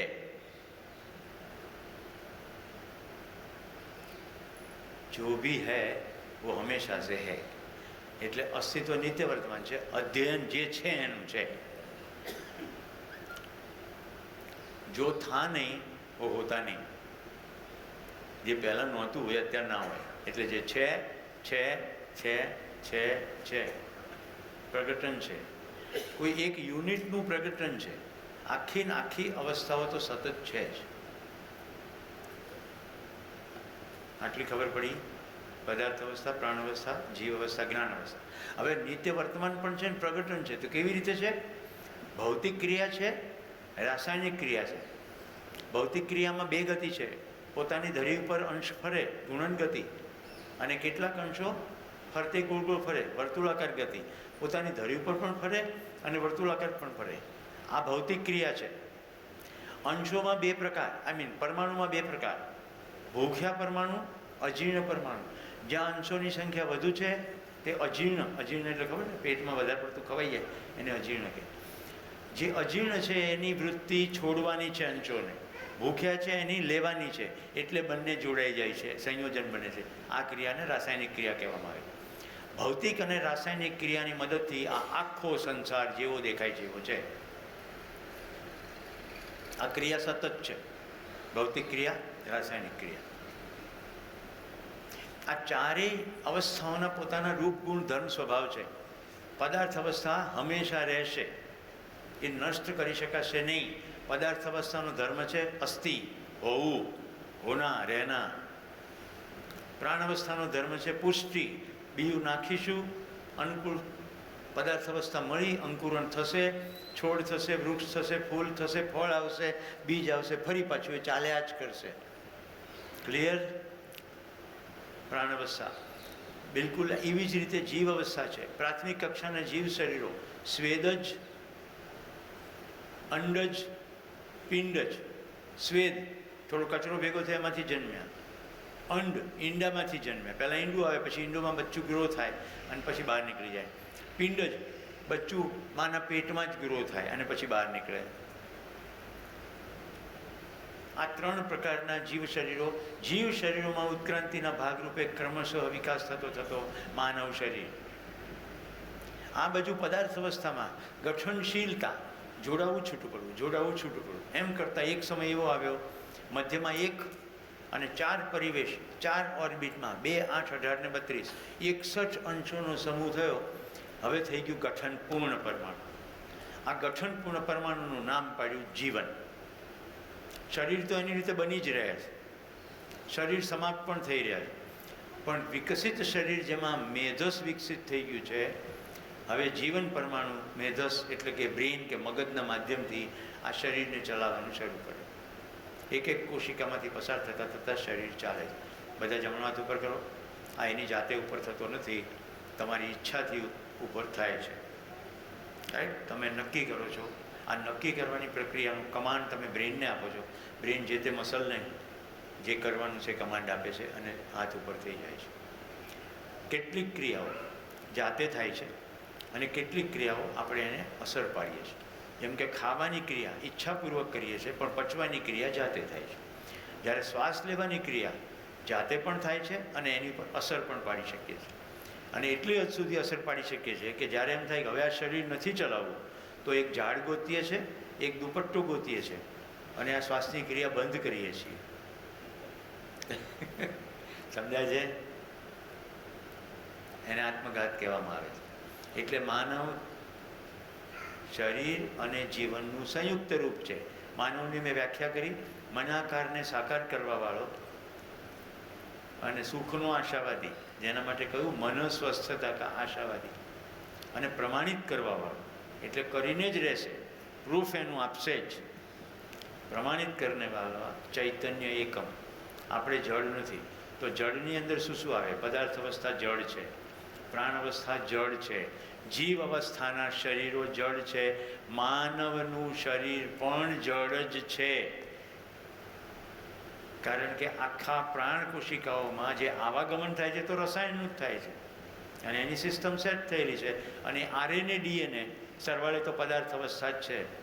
રિબોન્યુક્લિક એસિડ પદાર્થ છે, ડી રિબોન્યુક્લિક એસિડ પદાર્થ છે. એક નોર્થ મેગ્નેટ સાઉથ મેગ્નેટને અડી જાય છે પદાર્થ જ છે. એ મુવમેન્ટમાં આપણને જીવ નથી લાગતો, પણ બીજે બધે આપણે માન્યતાઓમાં ઘેરાઈ જઈએ.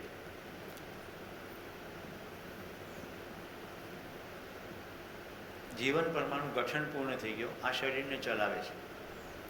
ગઠન પૂર્ણતા છે એટલે કે ભૌતિક ક્રિયા નથી થતી, રાસાયણિક ક્રિયા નથી થતી. તો આખું ચલાવવાનું નિર્ણયની પ્રક્રિયા બધું કેવી રીતે ચાલે છે? એ ક્રિયાનું નામ છે જીવન ક્રિયા, આપણી અંદર થતી ક્રિયા.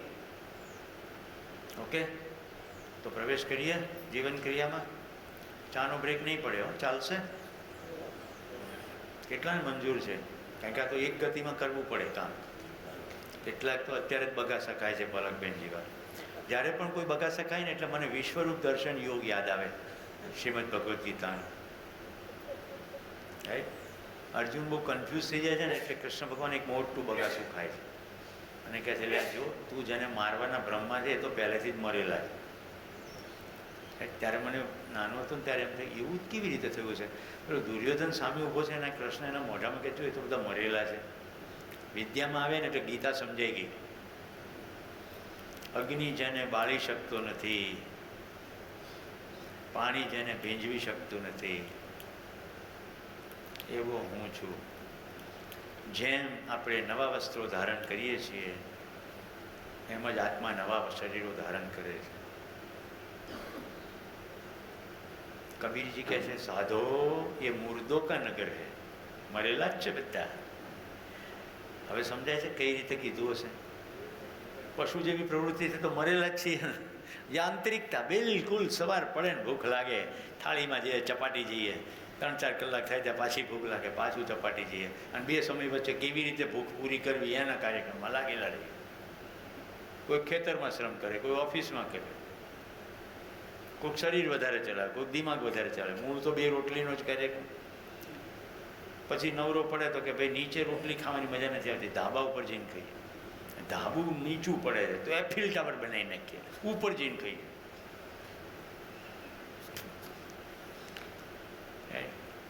કોઈ કુહાડીથી દિવાલ તોડતું હોય, પછી કલ્પનાશીલતા ચડાવે, એક બોમ્બ કરીને આખું 9/11 વર્લ્ડ ટ્રેડ સેન્ટર તોડી નાખે. તો પ્રવૃત્તિ તો એની જ થઈ ને, કેટેગરીકલી તો એનું જ થયું.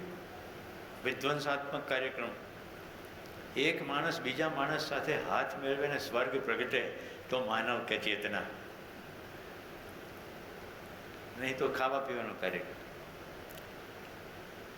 રખે કોઈ એવું માનતા કે સુરેશબેન ખાવાનું પસંદ નહીં તો શું છે, તમે મારી વાટ લગાડી દેશો, તમારે ઘરે ક્યારે ખાવાનું થાય. શરીર છે મારે, પણ શરીરને ચલાવવા માટે જે 4 વિષય છે એમાં એક વિષય આહાર છે. જીભની અંદર 6 સ્વાદના કેન્દ્રો છે, એ સ્વસ્થતાના અર્થમાં છે.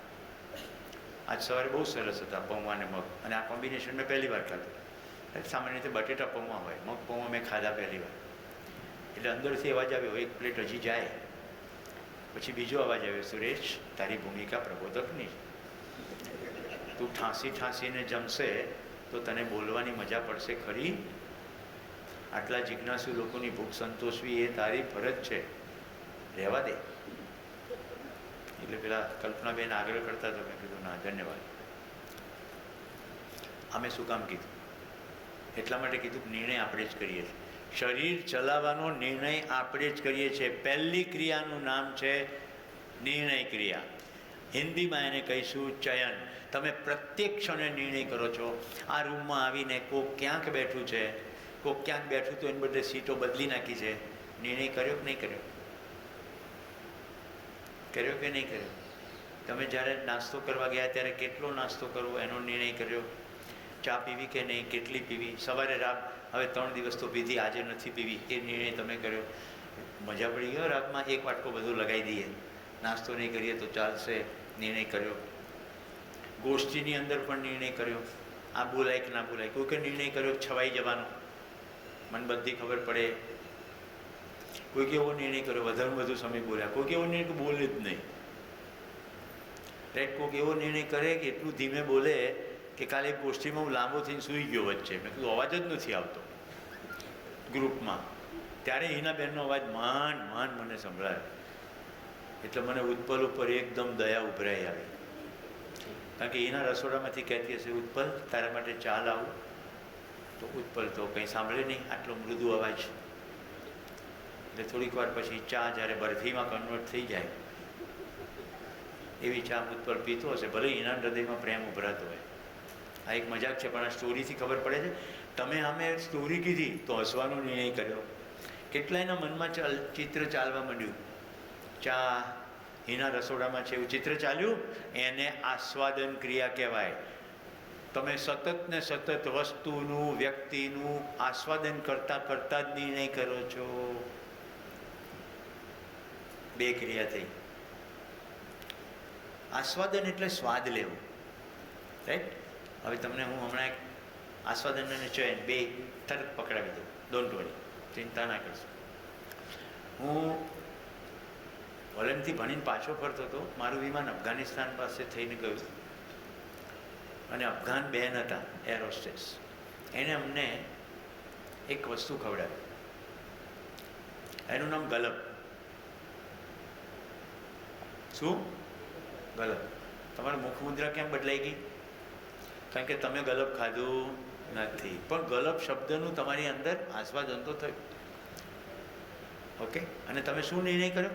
ગલબ એ કેવું હશે, શું હશે, લિક્વિડ હશે કે ઘન હશે, રાઈટ? ચમચીથી ખાવાનું, આવું કંઈ પણ થયું મનમાં. પહેલાં એટલું તો થયું જ કે શું. હવે જોજો, એ બેને મને ગુલાબ આપ્યો. કેટલાને મનમાં ગુલાબ દેખાઈ ગયું? ગુલાબનું આસ્વાદન છે જ, નિરંતર છે. એટલે જેવો ગુલાબ શબ્દ બોલીએ એટલે આસ્વાદનપૂર્વક નિર્ણય થાય. કેવા નિર્ણય થાય? એવી તો કઈ વિમાન કે જેમાં ફૂલ આપ્યું એર હોસ્ટેસે. અચ્છા, આ સુરેશભાઈ બનાવી લાગે સ્ટોરી, આવું કંઈ થોડું આપે. આવું કંઈ પણ તમે મનમાં જો આવ્યું હોય નિર્ણય તમે કર્યો. આ 4 દિવસ તમે શું કર્યું? હું જ્યારે બોલતો ગયો, કેટલુંક તમારા સ્વીકારમાં આવ્યું, કેટલુંક નહીં આવ્યું, રાઈટ? તમે નિર્ણય કર્યો. આવું જ કંઈ હોતું હશે? હા, આટલા હજારો વર્ષોથી બધા લોકો પૂજાપાઠ કરે, નકામું થોડું હોય નિર્ણય, કારણ કે તમે આસ્વાદન કરેલું છે આટલા વર્ષોથી. જે પણ નિર્ણય કરો છો એ આસ્વાદનપૂર્વક જ કરો છો. હવે 5 ઇન્દ્રિયોથી સ્વાદ લઈએ છીએ, આંખોથી પણ સ્વાદ લઈએ છીએ. હવે સ્વાદવું એટલે ખાલી ચાખવું નહીં. જો આંખોનો સ્વાદ બતાડું, કાળું ધોળું, રંગીન, રંગીનમાં પણ લાલ, પીળું, કેસરી. હું જેમ જેમ બોલતો જાઉં છું તેમ તેમ થાય છે કે નહીં અંદર આસ્વાદન? હું તો શબ્દ જ બોલું છું, પણ હું જ્યારે કેસરી કહું છું ત્યારે કેસરીનો સ્વાદ આવે છે અને નિર્ણય બી થાય છે કે હા આમ. અત્યારે તમારે એનું કશું કરવાનું નથી, પણ હું જો શબ્દો કંઈક વધારે કરીશ, ટી શર્ટ સીવડાવવાનું છે, કેસરી અને લીલો રંગ ઉપલબ્ધ છે, તરત જ નિર્ણય થઈ જ ગયો, આપણે કેસરી સીવડાવવું, આપણે લીલું સીવ, અથવા આપણે ટી શર્ટ સીવડાવવું જ નથી, ભલે ન હોય, એ પણ નિર્ણય જ છે. નિર્ણયની ક્રિયા સતત ચાલી રહી છે. આંખથી સ્વાદ લેતા આવડ્યું?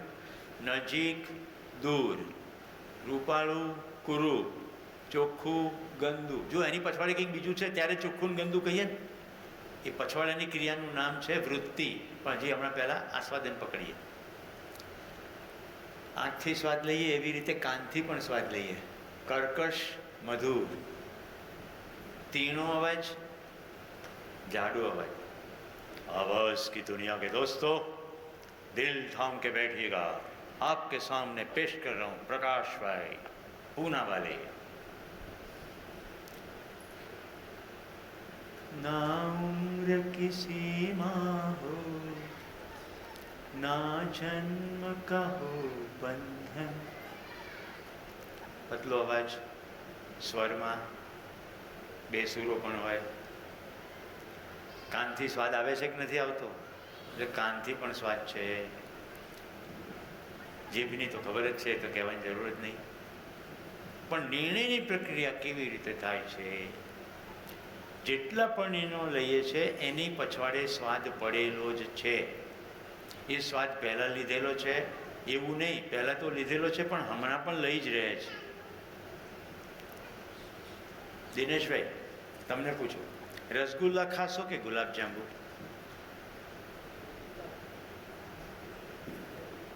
મેં પૂછ્યું તો એમને, પણ તમારા બધાની અંદર રસગુલ્લા ગુલાબજાંબુનું કમસે કમ પિક્ચર તો આવી જ ગયું. અને મેં પૂછ્યું તો એમને, પણ તમે નિર્ણય બી લઈ લીધો કે આપણને પૂછે તો આપણે આ કરીએ. અને જે લોકોને મીઠું જરાય નથી, ગળ્યું ભાવતું નથી, એ લોકો શું નિર્ણય લે? દિનેશભાઈનો પ્રોબ્લેમ, આપણો કંઈ પ્રોબ્લેમ નથી, પણ નિર્ણય તો લઈ જ લીધો.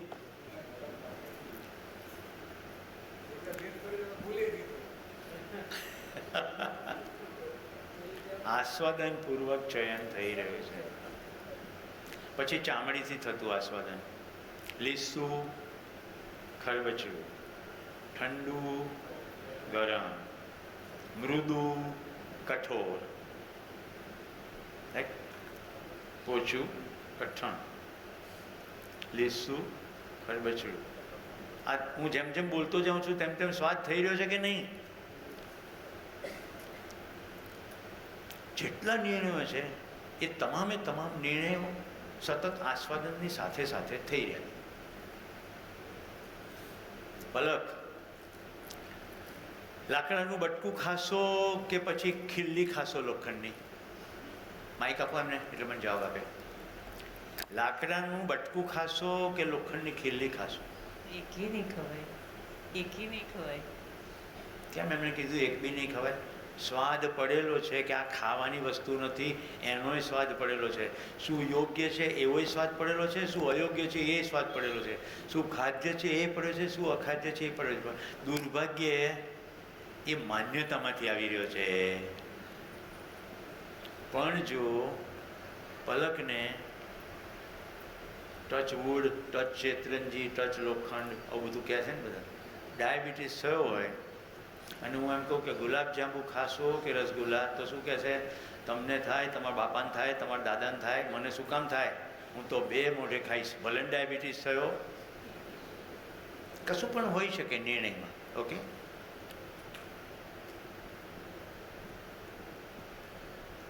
પણ બટકું ખાશો લાકડાનું કે લોખંડની ખીલ્લી ખાશો, તો તમારી અંદર લોખંડની ખીલ્લીનું ચિત્ર છે, લાકડાના બટકાનું ચિત્ર છે, અને તમે બેમાંથી એક વસ્તુ ખાધી નથી પણ આ ન ખવાય એવો સ્વાદ પડેલો છે.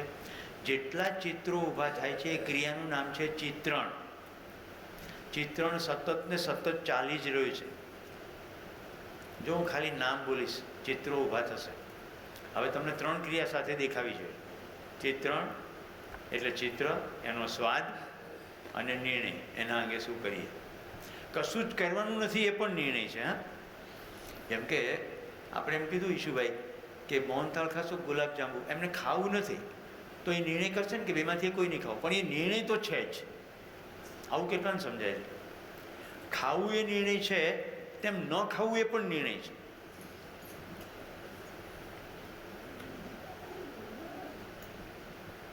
હું ખાલી શબ્દો બોલીશ, તમારી અંદર ચિત્ર ઊભા થાય છે કે નહીં જુઓ. મતલબ કે અસ્તિત્વમાંથી વસ્તુઓ આવી રહી છે, પ્રસ્તાવ આવી રહ્યો છે. અત્યારે સુરેશના મોઢામાંથી અવાજ આવી રહ્યો છે, પણ તમે એનું શું કરો છો? નરેન્દ્ર મોદી. કેટલાને દાઢીવાળો ચહેરો દેખાયો? ઓકે, કેટલાને દાઢી વગરનો ચહેરો દેખાયો? એક બે જણા દાઢી વગરનો પણ દેખાયો. ચિત્રણ તો બેયનું પડેલું છે, પણ તમે અત્યારે એક ચિત્રને સરફેસ પર લઈ આવ્યા, એનો સ્વાદ લઈ લીધો. એટલે અહીંયા નરેન્દ્ર મોદી નામના માણસની વાત થઈ રહી છે, એવો સ્વાદ લીધો કે નહીં? સાથે સાથે ભારતના વડાપ્રધાન છે એવો સ્વાદ લીધો અને નિર્ણય લીધો હોય કે હા, આ લાલકૃષ્ણ અડવાણીની વાત નથી થઈ રહી, રાઈટ? આ નરેન્દ્ર મોદીની જ વાત થઈ રહી છે. આ ગાય ભેંસની વાત નથી થઈ રહી, આ મોરેશિયસના વડાપ્રધાનની વાત નથી થઈ રહી, આ ભારતના જ વડાપ્રધાનની વાત થઈ રહી છે. આ બીજા બધા શબ્દો હું બોલું છું એ યાદ કર્યા વગર પણ તમે ડિસ્ટિંક્ટિવલી નરેન્દ્ર મોદીને પૃથ્વીના 780 કરોડ માણસથી એક અલગ માણસ તરીકે જોઈ રહ્યા છો. આ ક્રિયાને કહેવાય તુલન ક્રિયા. તુલન, કમ્પેરિઝન. તોળીએ. હું કોઈ પણ બોલું છું ત્યારે એનાથી જુદું છે એવી તમને ખબર પડશે. વડનું ઝાડ, એ કેવી રીતે તુલન કરો છો કે વડનું જ ઝાડ? આ આંબાનું ઝાડ નહીં, શેતુરનું ઝાડ નહીં, બદામનું ઝાડ નહીં, ગુલાબનો છોડ નહીં. તમારી અંદર તુલનની ક્રિયા છે જ કે આ જની વાત થઈ રહી છે. બીજું બધું બીજે એના કમ્પેરિઝનમાં આની વાત થઈ રહી છે. અને એટલું જ નહીં, એટલી ઝડપથી એક બીજી સમાંતર ક્રિયા ચાલે છે કે આ એ જ છે એનું નામ વિશ્લેષણ.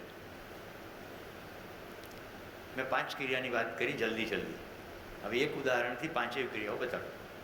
એક ક્રિયા કીધી ચિત્રણ. તમારી અંદર ચિત્રણ ઉપલબ્ધ છે જ, એટલે ચિત્રો જેવો શબ્દ સાંભળો છો એટલે ચિત્ર સરફેસ પર આવે, એટલે છે જ. એ જે સરફેસ પર આવે એનો તમે સ્વાદ લો છો. કેવી રીતે સ્વાદ લો છો? નજીક છે, દૂર છે, કાળું છે, ધોળું છે, ખવાય ના ખવાય, એ ચિત્રણની સાથે સ્વાદ, એટલે આસ્વાદન થાય છે.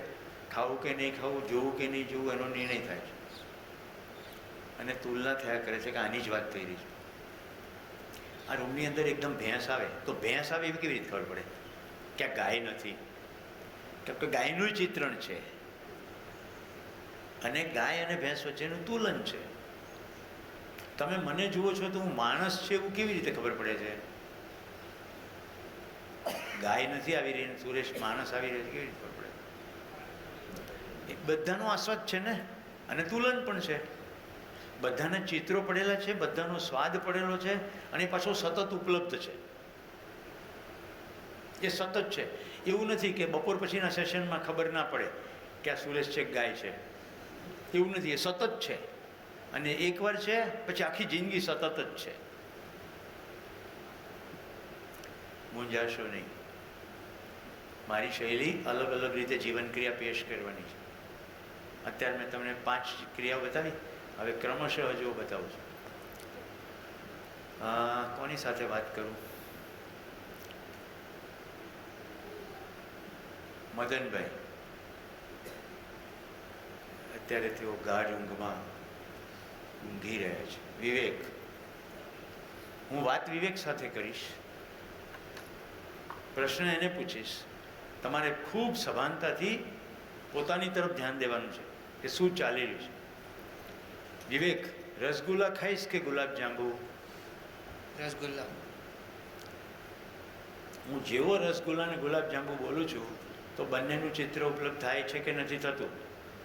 હા, એવી કોઈ વ્યક્તિ આ રૂમમાં હોઈ શકે જેણે પૃથ્વી ઉપર આવીને બેમાંથી એકેય વસ્તુ ના ખાધી, અથવા બેમાંથી એકેય વસ્તુ ખાધી ના. એવું કોઈ છે? માયનો લાલ કે લાલી? હા, કે જેણે આ શરીર યાત્રાની અંદર આ 2 મીઠાઈઓનો ત્યાગ કર્યો હોય, જોવાનું પણ બધાય ખાધું જ છે. તો રસગુલ્લા અને ગુલાબજાંબુ બોલતાની સાથે તમારી અંદર ચિત્ર ઉત્પન્ન થયું. હવે પ્રશ્ન શું પૂછવામાં આવે છે? શું ખાશો? પ્રશ્ન તો મેં પૂછ્યો છે વિવેકને, પણ તમારી અંદર પણ નિર્ણય થઈ ગયો. હવે તમે બંનેનો સ્વાદ બી લીધો ને તુલના પણ કરી. હું તુલના કરીને બતાડું છું. એક ધોળું છે, એક લાલ અથવા બ્રાઉન અથવા કાળું છે, કારણ કે બધા વિવિધ પ્રકારના ગુલાબજાંબુ ખાધા. એકને દબાવો તો છોડી દો, પછી પાછું પોતાના શેપમાં આવે છે. એકને દબાવો એટલે બીજાને દબાવો તો છૂંદો થઈ જાય. એકમાં શુગરની ચાસણી છે એટલે દબાવવાથી શુગર લેવલ એડજસ્ટ કરી શકાય છે. બીજામાં એવું થતું નથી. છૂંદો પણ એક જ સરખો સ્વાદ આપે છે. એક મિલ્ક સોલિડનું બનેલું છે, બીજું મિલ્ક સોલિડ એટલે માવો પણ છે, સાથે લોટ પણ છે, ઘી પણ છે, તળેલું પણ છે. થાય છે કે નહીં તુલન? આ તુલન વખતે મેં કીધું આ આમ છે ને તેમ છે, એને કહેવાય વિશ્લેષણ. બેયની કમ્પેરિઝન ચાલી રહી છે, રસગુલ્લા અને ગુલાબજાંબુ. એ તુલન તો થઈ રહ્યું છે. તુલનની અંદર ડીપમાં શું જાઓ છો? એકનો કલર આવો છે, એકનો કલર આવો છે, એને કહેવાય વિશ્લેષણ. તુલનપૂર્વક વિશ્લેષણ કરીએ છીએ, આસ્વાદનપૂર્વક ચયન કરીએ છીએ. તો તુલન નિરંતર, વિશ્લેષણ નિરંતર, આસ્વાદન નિરંતર, ચયન નિરંતર, ચિત્રણ નિરંતર. બીજું ઉદાહરણ, કલ્પના કરો તમે કારમાં બેઠા છો, હું બોલું છું ને ત્યાં આ 5 ક્રિયા થઈ જાય. આ અત્યંત ઝડપથી થાય, અત્યંત ઝડપથી, કારણ કે મધ્યમાં એક અંશ અને ફરતે અંશોની ગતિ કેટલી બધી ઝડપી છે. બધું ઝડપથી જ થાય. તમે કારમાં બેઠા છો ફ્રન્ટ સીટમાં અને કાચની બારીમાંથી બહાર જોઈ રહ્યા છો અને કાર ચાલી રહી છે. સામે સિગ્નલ આવ્યું, લાલ બટન લાઇટ દેખાતાની સાથે તમે શું કરો છો? હું તો ખાલી બોલ્યો જ છું. તમારી અંદર લાલ બટન દેખાઈ ગયું, તમે લાલ બોલતાની સાથે તુલના પણ કરી લીધી કે લીલું નથી, પીળું નથી, અને વિશ્લેષણ કર્યું કે લાલ હોય તો ઊભું રહેવું પડે, નહીં તો 100 રૂપિયાનો દંડ થાય અથવા ભટકાઈ જવાય, લીલું હોય તો જવાની છૂટ, પીળું હોય તો તૈયારી રાખો જવા માટે અથવા રોકાવા માટે. તુલનપૂર્વક વિશ્લેષણ કર્યું, લાલનું આસ્વાદનપૂર્વક ચયન કર્યું કે ઊભા રહો, અને કારનો શીલ્ડ, બત્તીઓનો પાળો તો શું થાય ને ન પાળો તો શું થાય, બધાનું ચિત્રણ ઉપલબ્ધ છે જ. હવે કેટલાને 5 ક્રિયા સમાંતર દેખાય? જરા સરખો હાથ ઉપર કરો તો મને ખબર પડે કેટલાને દેખાતી નથી. જરા રાખો, એટલી વારમાં કંઈ મગ પૌવાની અસર જતી નહીં રહે. ઓકે, તો ઘણા બધા લોકોને ઘણું બધું પકડાયું છે. ચલો કારને જ ચલાવીએ આગળ. તમારી કાર ચાલી રહી છે રેગ્યુલર રોડ ઉપર, રાઈટ, 2 સિગ્નલની વચ્ચે, રસ્તો ક્લિયર છે. સડનલી એક બાળક આવ્યું વચ્ચે દોડીને. જો હું બોલ્યો, તમારી અંદર બધું ચિત્ર ક્રિએટ થયું? હા કે ના? સતત ચિત્ર ક્રિએટ થયું ને. કાર ચાલી રહી છે, બાળક સડનલી આવી ગયું, નિર્ણય પણ કરી લીધો, કેટલાય બ્રેક મારી દીધી, પણ બ્રેક મારીને હું બોલ્યો નહોતો, મતલબ કે ચયન થઈ ગયું. શેનું ચિત્રણ પડેલું? બાળક, અકસ્માત, મૃત્યુ, મૂલ્યો, કારણ વગર કોઈને કચડી શકાય નહીં, આ બધું ચિત્રણ ઉપલબ્ધ છે. તુલન પણ થઈ ગયું. બ્રેક ના મારીએ તો શું, બ્રેક મારીએ તો શું? આસ્વાદન કર્યું છે. એક જીવન છે, શિબિર પત્યું એટલે જીવન છે, નહીં તો ખાલી બચ્ચું જ જોઈએ. જેમ જેમ શિબિરમાંથી પસાર થતા જશો એમ નાના હોય કે મોટા, સ્ત્રી હોય કે પુરુષ, વૃદ્ધ હોય કે ઘરડા, સીધું બોલતા હોય કે કર્કશ બોલતા હોય, તમને જીવન દેખાવા મળશે કે આ શરીર છે. એટલે કોઈ પ્રશ્ન પૂછે, ભાઈ તું કોણ? તો હિરેન. તો પણ ખબર પડે કે આ હિરેન ટેગ આપવામાં આવ્યો. હું તો માનવ તરીકે છે ને, મારે પુરુષનું શરીર છે અથવા મારે સ્ત્રીનું શરીર છે, પણ હું તો માનવ છું. કારણ કે કલ્પનાશીલતા અને કર્મ સ્વતંત્રતા એક સરખી છે બધા માનવમાં. જીવન ક્રિયા બધામાં એક સરખી છે. બધા જીવન પરમાણુ સ્વરૂપમાં છે, બધા જીવન અમર છે. શરીરોના સ્વરૂપ અલગ અલગ છે. મિત્રો, માણસ વહાલો નહીં લાગે તો શું થશે? જ્યારે એવી ખબર પડી જાય કે બધા સુખી થવા ઈચ્છે છે, બધા જાગૃતિ પથમાં મારા સહયાત્રીઓ છે,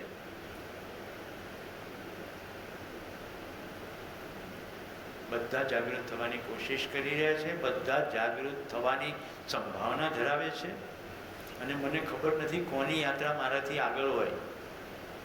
એટલે હવે બાળકનું શરીર નાનું છે પણ સમજણ નાની છે એવું કહેશો નહીં. બાળક પ્રત્યે જે સહજ રીતે ઉદ્ભવશે એને કહેવાય સન્માન. સ્વયં સ્ફૂર્ત રીતે અસ્તિત્વમાં જે છે એનો જેવું છે તેવો જ સ્વીકાર. तो सामे मानव है, मानव सुखी होना चाहता है, समझ के सुखी होता है, उसके साथ समझ की बात की जाए. कैसा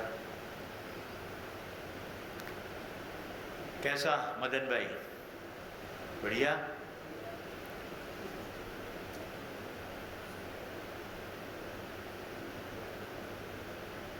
હવે આ 5 ક્રિયાઓમાં તમે આસ્વાદનમાં તમને 5 ઇન્દ્રિયો બતાવી. આ 5 ઇન્દ્રિયોને એક શબ્દમાં સમેટી લેવું હોય તો રુચિમૂલક આસ્વાદન. મારા ઇન્દ્રિયોને જે રૂચે એવું હું આસ્વાદન કરું. બરાબર? અને ઇન્દ્રિયોને ના રૂચે પણ મને ખબર તો પડે જ, એ પણ રુચિમૂલક આસ્વાદન. દાખલા તરીકે 45 ડિગ્રી ટેમ્પરેચરમાં તડકામાં ચાલવું ગરમી છે, અને 2 ડિગ્રી ટેમ્પરેચરમાં તળાવમાં ભૂતકો મારવો, બંને આસ્વાદન જ છે, અને બંને રુચિમૂલક જ આસ્વાદન છે. કારણ કે ઇન્દ્રિયોને કાં તો રૂચે અને કાં તો ન રૂચે. પણ છે તો રુચિ જ. તમને કોઈ વસ્તુ ભાવે કે ન ભાવે, પણ વાત તો ભાવવાની જ થઈ રહી છે. તમે ઢોકળા ખાઓ કે ખમણ ખાઓ કે ખમણી ખાઓ કે પૌવા ખાઓ, વાત તો ખાવાની જ થઈ રહી છે. સમજાય છે? તમે કારમાં જાઓ કે સ્કૂટર પર જાઓ કે એક્ટિવા પર જાઓ કે વિમાનમાં જાઓ કે ટ્રેનમાં જાઓ કે બસમાં જાઓ, વાત તો વાહનની જ થઈ રહી છે. એમ સમજાય છે ને? તો પાંચેય ઇન્દ્રિયોની મદદથી આસ્વાદન કરી રહ્યા છે, વાત તો શરીરની જ થઈ રહી છે, રુચિની થઈ રહી છે. તો આસ્વાદન એક છે રુચિમૂલક આસ્વાદન. આપણે થોડી વાર એને સાઈડમાં રાખીએ. હવે બીજા પ્રકારનું આસ્વાદન બતાવું છું, સંબંધમૂલક આસ્વાદન. હવે નીતિન મારો દોસ્ત છે, મારા ઘરે આવ્યો અને મને જે મોજ પડી એ મોજ, મને ભાવતી મીઠાઈ રસગુલ્લા મળી ગઈ અને જે મોજ પડી એ બે સેમ છે કે અલગ છે? મિત્રો ફરી બોલું છું, મારો મિત્ર ઘરે આવે અને મને જે મજા પડે એ મજા, મને ભાવતી વાનગી મળી જાય અને જે મજા પડે એ બે મજા સેમ છે કે અલગ છે?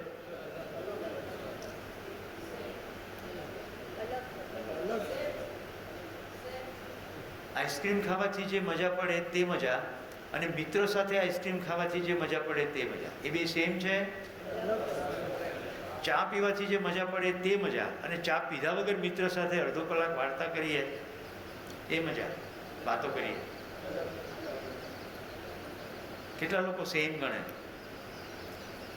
હવે તમને પકડાઈ. મજા તો મજા જ છે.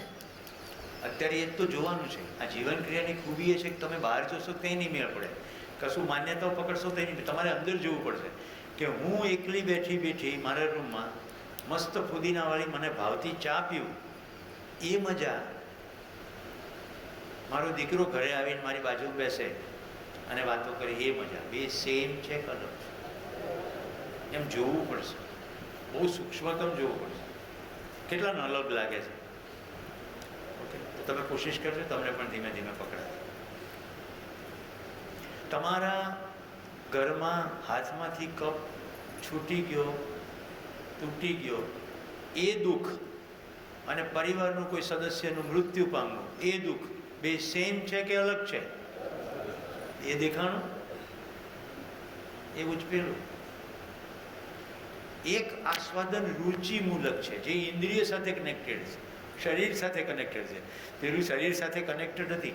તમારો મિત્ર ઘરે આવે અને તમારી સાથે વાતો કરે, કશું લેવડ દેવડ નથી થઈ રહી, પાંચેય સેન્સીસમાં બીજું કશું નથી થઈ રહ્યું, ખાલી આંખોથી દેખાણો જ છે.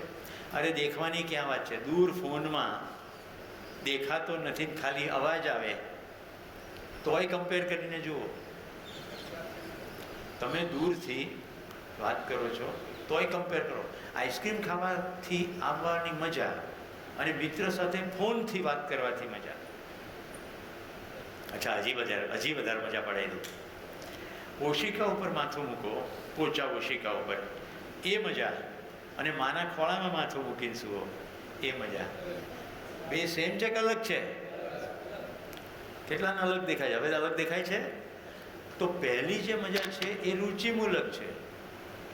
આ ભાઈ પાછળથી રાજુભાઈ કહે છે ચાનો બ્રેક થઈ ગયો, એ મજા. અને હવે મારી સાથે જે સંવાદની મજા, બોલો સેમ છે કે અલગ છે? ભલે તમે ચા પીવા જાઓ પણ અલગ છે એવી ખબર પડે છે. રાજુભાઈ, 20 શિબિરમાં પહેલી વાર હું શિબિર એવી રીતે ચલાવી રહ્યો છું કે મેં કોઈ ચિત્રનો પ્રયોગ નથી કર્યો, રાઈટ?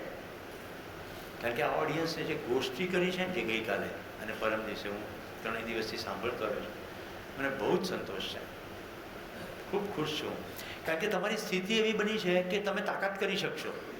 ઘણીવાર શું છે, ઓડિયન્સને વસ્તુ પકડમાં જ ના આવે, એટલે એને પછી વધુ પડતા ચિત્રો, વિડીયોઝ બતાડવા પડે. મેં તમને કાલે ફિલ્મ નથી બતાવી, રાઈટ? મને લાગ્યું જરૂર નથી, કારણ કે સરવાળે તો બધા પ્રસ્તાવો જ છે, સમજવાનો કાર્યક્રમ તો અંદર થાય છે. તમે મારો જીવન વિદ્યાનો શરૂઆતનો પહેલો શિબિર જુઓ ને, એટલા બધા મીડિયા, એટલા બધા પીપીટી, આ 5 TB ભરીને ડેટા છે. કહેવાનું તાત્પર્ય, તાકાત લગાડીએ તો પકડાય જ છે. રુચિમૂલક આસ્વાદન અને સંબંધમૂલક આસ્વાદન ખબર પડી ગઈ? એકદમ ક્લિયર?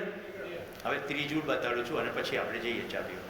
મિત્રો, આપણે રસોડાનું પણ સન્માન રાખીએ. મારી આજે વિનંતી છે, જેવી ચા પી લો તરત પાછા આવો. Nothing about 15 minute. પેશાબ કરો, ચા પીઓ, પાછા આવી જાઓ. એક્યુરેટ?